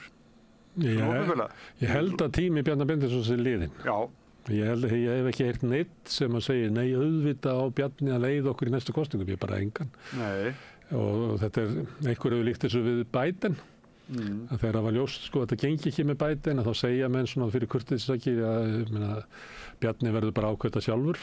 En auðvitað er það ekki þannig, ef hann bregst ekki við, þá mun alls konar fólk fara að leggjast á hann að víkja, eins og gerðist með Biden. Það var bara... Nei, að sko, fólk í flokknum, jafnvel starfandi í flokknum, svona deili eins mikið á stefnuflokksins og hvert hann er að fara og var gert hér í áðan, held ég að sé svolítið fágætt. Þetta er náttúrulega, hann skilar ekki árangri. Í könnunum. Heldur betur ekki. Sjálfstæðismenn upplifa að hann skilar ekki árangri í því að sko stefnumál flokksins náði fram að ganga. Þó svo að VG kunni hafa ykkur önnur sjónarmið. Já. Það er svona klofningur náttúrulega. Viðreist út úr flokknum og sömuleyti er miðflokkurinn orðin eins og klofningsflokkur út úr Sjálfstæðisflokknum. Þannig að svona hægrið það sem að tjaldbúðir Sjálfstæðisflokksins eru að það er bara klofna flokkurinn og það er ekki gefið að setja náðu þessu saman. Ég vitna hérna var að tala um hérna samgöngumálin og þá hérna var að segja að ég hefði lesið í Viðskiptablaðinu að undirskriftinni undir samgöngusáttmálann þá hafi hann tekið ákvörðun það að færa flokkinn úr 20% niður í 10%. Og já, það var ekkert svona dægnar barni fyrir það hér, sko. Mér finnst það hérna þegar þessi fundur var hérna í salnum, þetta var eiginlega í andirinn á salnum. Og svo vistum á auðvitað hæða svolítið þessu fundu alltaf. En það sem var sérstakt við að hann kemur Bjarni Benediktsson sem forsætisráðherra og hann er talsmaður þessa samnings sem svona einhvern veginn samkomulag ríkisstjórnarflokkana. Þetta hlutverki sem að Katrín var oft í og leiddi til þess að sko VG það bara skildi ekki hvað það var af því að maður ætlar að vera sanngjarn við Katrínu, þá kemur hún fram og alltaf að tilkynna niðurstöðu ríkisstjórnarinnar sem náttúrulega kannski mjög langt frá því að vera stefna Vinstri grænna. Núna Bjarni forsætisráðherra og þetta fylgir þessu hlutverki. Að það kemur eitthvað sem einhver kartefla sem enginn vil koma nálægt. Sko. Það vil enginn vera sko, með fyrsta viðtalið í kvöldfréttunum þessa hryggðarmynd sem þessi samgöngusáttmáli og þá Bjarni í þessu.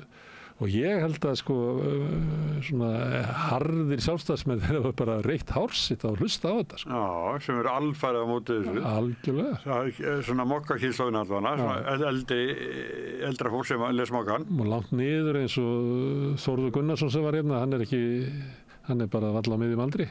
Já. Þannig að þetta gagnrýnt út allan og viðskiptablaðið ekki stýrt af einhverju gamalli kynslóð. Nei. Þannig að ég held að kannski ég sé að renna fyrir sjálfstæðismönnum hvaða áhrif mun það hafa á flokkinn ef að Bjarni ætlar að vera í þessu hlutverki að vera alltaf að koma og kynna einhverja málamiðlana niðurstöður og halda hann var alla logið í að okkur þegar hann var að gera þetta að hann hefði ykkur að trúa þessu sjálfur sko. Það sem ég ætla að segja sko það kynslóð, svona eldra fólks sem er áskrifendur á mokkan og fær mokkan í morgumat. Og þar sem sagt andstaðan við samgöngusáttmálann svo mjög sterk, ég átti við það að það fólk er sko þegar ég var að hjóla hérna í Reykjavík þá svona flautað á það bara var illa við að væri einhverju hjóli sko en þannig að hjólreiða fólki sé að grafa undan samgöngunum. Já, það hyrði eitthvað frá hínum sko. Já. Þetta fólk sem oft hefur trúið að alls konar fólk sé að grafa undan samfélaginu sko. Einflytjendur, transfólk, hjólreiða fólk, allir einhvern veginn að taka af þeim hérna. Já, við sem erum hjólum séu komin í svona eitthvað skotmark. En þetta með Framsóknarflokkinn hann náttúrulega aldrei mest lægri. Nei. Og ég meina það segt í þessu flokki en ég veit ekki hvað þessi flokku líkur því sem hann var fyrir 20 árum eða 30 árum eða ég átta mig stundum ekki á því sko hvað þetta eru öfluga stofnanir. Nei, sko þeir voru með Steingrim Hermannsson sem formann, það var náttúrulega hann var svona virtur maður og var lengi vel vinsælsti stjórnmálamaður þjóðarinnar og kunni að tala svona í takt við tilfinningar almennings sem að ég held að Sigurður Inga takir það ekki. Nei. Það var reyndar svona í kosningunum að þarna ekki bara best að kjósa Framsókn að þá var hann svolítið svona í hlutverkinu svona þetta ekki það stundur satt í Bandaríkjunum sko að sé í kosningum með svona mælikvarða og með hverjum vildur drekka bjór og Sigurður vann það eiginlega í þessum kosningum. Það var svona viðkunnalegu kall og eitthvað svona. En ég heyrði aðeins að honum í morgun og svo var hann náttúrulega í Kastljósi í vikunni. Já, það er hann delaraði bara. Já, og hann alveg harður á þessu sko að ástæðan fyrir því að svona fáir segist alltaf kjósa Framsókn og svona fáir alltaf styðja ríkisstjórnina að fólk hefur bara ekki kynnt sér nógu vel það sem við stöndum fyrir. Já. Sem að þú heyrir reyndar sko Bjarnar Ben tala svona. Þetta segir sjálfstæðismenn líka það að kynna betur stefnumálinn okkar búin að vera í ríkisstjórn maður síðan 2009 sko. Og eiga ríkisútvarp sem alveg bara þjónar þeim alla daga sko, eru alltaf í settinu að útskýra og ef þú ráð þeirra og getur ekki útskýrt fyrir þjóðinni hvað þetta gera þá myndu ekki geta gert það einstaðar annars það sko. Ég nægi ekki alveg okkur sko, stjórnmálafólk selur sér þessa hugmynd. Það ég mismælti með, þeir eru búin að vera í ríkisstjórn síðan 2013. En þau hafa haft tækifæri til að gera ýmislegt en ekki gert það. Og líka eins og Sigurður Ingi, því nefnum hann var náttúrulega innviðaráðherra þegar að sko húsnæðiskreppan var að sko þegar voru kannski tækifæri til þess að gera eitthvað. Og hann gerði ekkert, hann hélt bara einhverjar glærusýningar og tilkynnt einhvern veginn að húsnæðis- og mannvirkjastofnun myndi fara að fylgjast með því hvað húsnæði verið í byggingu eins og verktakar geti ekki bara kíkt á það. Það er eins og að við ættum að fara og telja inn í Selgætisbarnum á Hagkaup hvað verið mikið búið á lakrísnum. Lakríssalni bara getur gert það sjálfur. Það var svona hugmyndur að þetta væri alltaf vegna þess að verktakarnir hefðu ekki heyrt af húsnæðisskortinum sem að ég veit ekki hvaðan þessi hugmynd kemur. kemur. En það var farið í eitthvað svoleiðisaðgerðir og síðan hefur bara ástandið, sko, munurinn á því hvað er byggt og hvað þarf að byggja er bara aldrei verið meiri, sko. Nei. En samt var þetta, sko, innviðaráðuneyti búið til fyrir hann, það var sniðið fyrir hann því að hann var það þá stórt ráðuneyti, alveg eins og Katrín fekk forsætis og Bjarni fjármála. Hún fekk sko risaverkefni sem er húsnæðismál sem að ég held að allir séu sammála að eru í algjöru lamasessu á Íslandi. Já, ég segi það. Hann vildi fá mikið, en reyði greinlega ekkert við það. Svo kemur hann í svona, á svona ögurstundu, sko, þegar að fólk horfir fram á að þessi efnaðskreppa heldur áfram, það er ennþá þessi hávasta stefna á hana og þá segir hvað, þetta er bara genunum á okkur, maður hafa verðbólgu. Það var, manstu þegar það verið nokkrum árum þegar vindrismálinu og þá sagði hann setningun að það er flókið mál að eiga pening á Íslandi. Svo að menn verið alltaf að fela þetta í aflöndum og þá sagði hann að það er flókið mál að eiga peninga, eitthvað þá verið það. En það er setning sem ekki gleymis. Ég held að þessi DNA-setning gleymist ekki. Nei. Og ekki hjálpar þetta flokknu sem mælist núna síðast með rúm 6% af fylgi. En samt var, sko, Framsóknarflokkurinn voru með flokksþing núna miðja vetur eða snemma eða síðla vetrar og þá kusuðu hann sem formann sem er eiginlega yfirlýsing hann eigi að leiða flokkinn í næstu kosningum. Hvað telur líkur á því? Þannig að Bjarni Ben mun ekki leiða Sjálfstæðisflokkinn í næstu kosningum. Það kom ekki til greina. Katrín Jakobsdóttir ekki VG. Nei. Sigurður Ingi Framsókn? Ég væri Framsóknarmaður, þá myndi ég vilja einhvern annan. En ég veit ekki hvort hann haldi þetta út. Jú, kannski. Hann hefði getað opnað fyrir Lilju eins og sagt var að Bjarni hefði getað gert þarna þegar hann hefði getað notað tækifærið og fært sig og látið Þórdísi Kolbrún bara verða forsætisráðherra til þess að byggja hana upp sem framtíðarleiðtoga. En ég meina þeir báði líta svo á að það sé eitthvað eftir af þeim. Ég veit ekki hvað það... Já, hvers vegna? Hvort það sé þannig, sko. Já, ég segi hvaðan þeir fá þá hugmyndu. Það er náttúrulega eitthvað leiti flokkarnir orðið svolítið þannig að sá sem að situr þarna efst, hann hefur eiginlega allt í hendi sér. Já, það er verið lengi. Þegar Davíð var formaður Sjálfstæðisflokksins þá fór enginn, sko, gegn hans vilja í einu, sko. Nei, hann var náttúrulega kannski sá formaður í stjórnmálaflokki sem að við munum eftir sem að hafði, sko, best tök á sínu. Það var ótrúlegur ótti bara gagnvart honum. Ég man að aldamótin að þá var aldrei nefndur orðið, sko. Það var maðurinn í Hvítahúsinu, Krulli, Foringinn. Þegar þú hættir að geta nefnt nafnið, þá ertu komin á mjög hálað brautir, sko, í einhverju persónudýrkun. Ég hlusta á Foringinn í gær. Já, hann gjánað með það. Þú maður þetta þessu, það er bara, það mátt ekki nefna hann. Eins og Voldemort Herðu, þetta er svona staðan í pólitíkinni. Þetta var, gekk þetta hjá okkur að hafa bara hægra fólk hérna við gerum þetta kannski ekki oft. Nei, mér finnst það bara að gera. Þá vorum við bara þeim megin í pólitíkinni. Og niðurstaðan einhvern veginn þannig að Sjálfstæðisflokkurinn á bát. Já, og þau voru með 3 af 4 hérna voru í Sjálfstæðisflokknum og þar með að leitt fyrrverandi ráðherra. Og Tómas Sellert var náttúrulega í flokknum líka, hann sagði það frá því. Það var allt saman Sjálfstæðisfólk. Sem að voru... Já, í grunninn. En það er hérna öðru ekki bensín og ég held að sé víða verið að tala það sem ekki heyrist að vera forystuskipti. En hvort það bara formaður eða hvort það líka formaður og varaformaður, veit það ekki. Og verður kannski í Framsóknarflokknum líka, verður ekki forystuskipti í Samfylkingunni, ég get sagt það.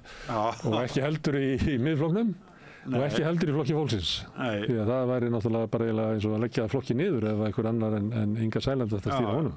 En það hefur verið lengi rætt um það að Þorgerður Katrín geti ekki dregið Viðreisn í gegnum aðrar sem kannski Viðreisn bara á lítið flokkur þannig að fólk hafi ekki áhuga á því. En ég held að það sé líka svona vangavelda hjá Viðreisnarfólki hvernig ætlar flokkurinn að birtast í næstu kosningum og það er ekki endilega að gera það bara með þingliðinu eins og það er núna. Þeir þurfum líka að fá ykkur á kröftu endurnýjun. Þau voru nú varaformaður þeirra Daði, hvað svona hann Daði? Já, hann bara hvar aftur í háskóla, hann náði ekki náttúrulega, planið var að hann myndi ná inn á þing, en hann náði ekki inn á þing. Og þeir voru með hann þarna til þess að geta lagt sérstaklega áherslu á kvótann og auðlindamál og eitthvað fleira. En síðan hefur kannski ekki orðið mikið það í flokknum, ég veit það ekki. Nei, ekki mikið. Þau hafa svolítið verið í því að taka málin sem að Kristrún og Samfylkingin hentu frá sér, sem eru evruna, og þau hafa mest talað hana. Og kannski það nóg fyrir þau til þess að ná 11% fylgi, eitthvað, ég veit ekki það. Ekki veit ég. Ef að Samfylkingin gefur alveg Evrópusamband og evruna frá sér, þá náttúrulega ætti þetta að vera, þetta svona með stærri einsmálum sem í boði, að vilja ganga Evrópusambandið, því ekki ætlar Flokkur fólksins að gera það, ekki ætlar Miðflokkurinn að gera það, ekki ætlar Píratar að gera það, ekki ætlar Framsóknarflokkur að gera það, ekki ætlar Sjálfstæðisflokkur að gera það. Og ekki Samfylkingin og þá var bara Viðreisn eftir. Herðu, við ræðum kannski Viðreisn og fleiri flokka Næsta sunnudag. Segjum þetta gott í bili á þátturinn Sýnir Egils, hann búinn, við þakkum gestum okkar kærlega fyrir sem hafa hingað komið og ég þakka Sigurjóni og Birni Þorláks fyrir að spyrja hér og Laufey Ólafsdóttur fyrir að taka upp og senda út og ykkur fyrir að hlusta og sem hafa breytt þessu samtal okkar í fjölmiðlum. Minni á eins og ég gerum ofta að þið getið hjálpað okkur við að byggja upp dreifikerfi með að segja vinum og vandamönnum frá efni sem þið sjáuð hér og heyrið sem ykkur líkar. Þannig vita fleiri af okkur og það getið sagt að það má finna efni okkar á Facebook og YouTube og öllum hlaðarsveitum í útvarpinu 89,1 á FM á stór höfuðborgarsvæðinu. Þær útvarpsendingar má líka sækja á spilarann, spilari.is á netinu og svo spilar líka app sem má hlaða niður í síma og hlusta á samstöðun og allar íslenskar útvarpsstöðvar hvað sem í heiminum. Við erum komin í sjónvarpið til þeirra sem svo heppin að skipta við síman fjarskiptafyrirtæki. Það eru með 5 á fjarstýringunni. Kannski munu önnur fjarskiptafyrirtæki bjóða sínum viðskiptavinum líka upp á efni frá samstöðinni. 24 tíma sólarhring 7 daga í vikunnar allan ársins samfélagsumræða í þessu þætti við Rauðaborðið og í öðrum þáttum samstöðarinnar. Samstöðin hefur verið byggð upp af áskrifendum. Það eru þeir áhærendur og áhorfendur sem leggja okkur lið. Þú getur slegist í þann hóp með því að fara inn á samstöðin.is. Það er hnappur sem ástendur áskrift. Þar getur þú skráðið fyrir 2.500 krónur. Þú mátt borga meira ef þú vilt og því sem kjósi getur látið áskriftina renna sem félagsgjöldin í Alþýðufélagið. En það er einmitt Alþýðufélagið sem á og rekur samstöðina. Þetta er fjölmiðill í eigu áhorfenda, áheyrenda og lesenda. En þetta búið í bili. Ég óska ykkur bara góðar skemmtunar það sem eftir að helginni. Ég verið hérna næst annað kvöld klukkan 8 þegar Rauðaborðið hefur sína umræðu. En takk fyrir í bili.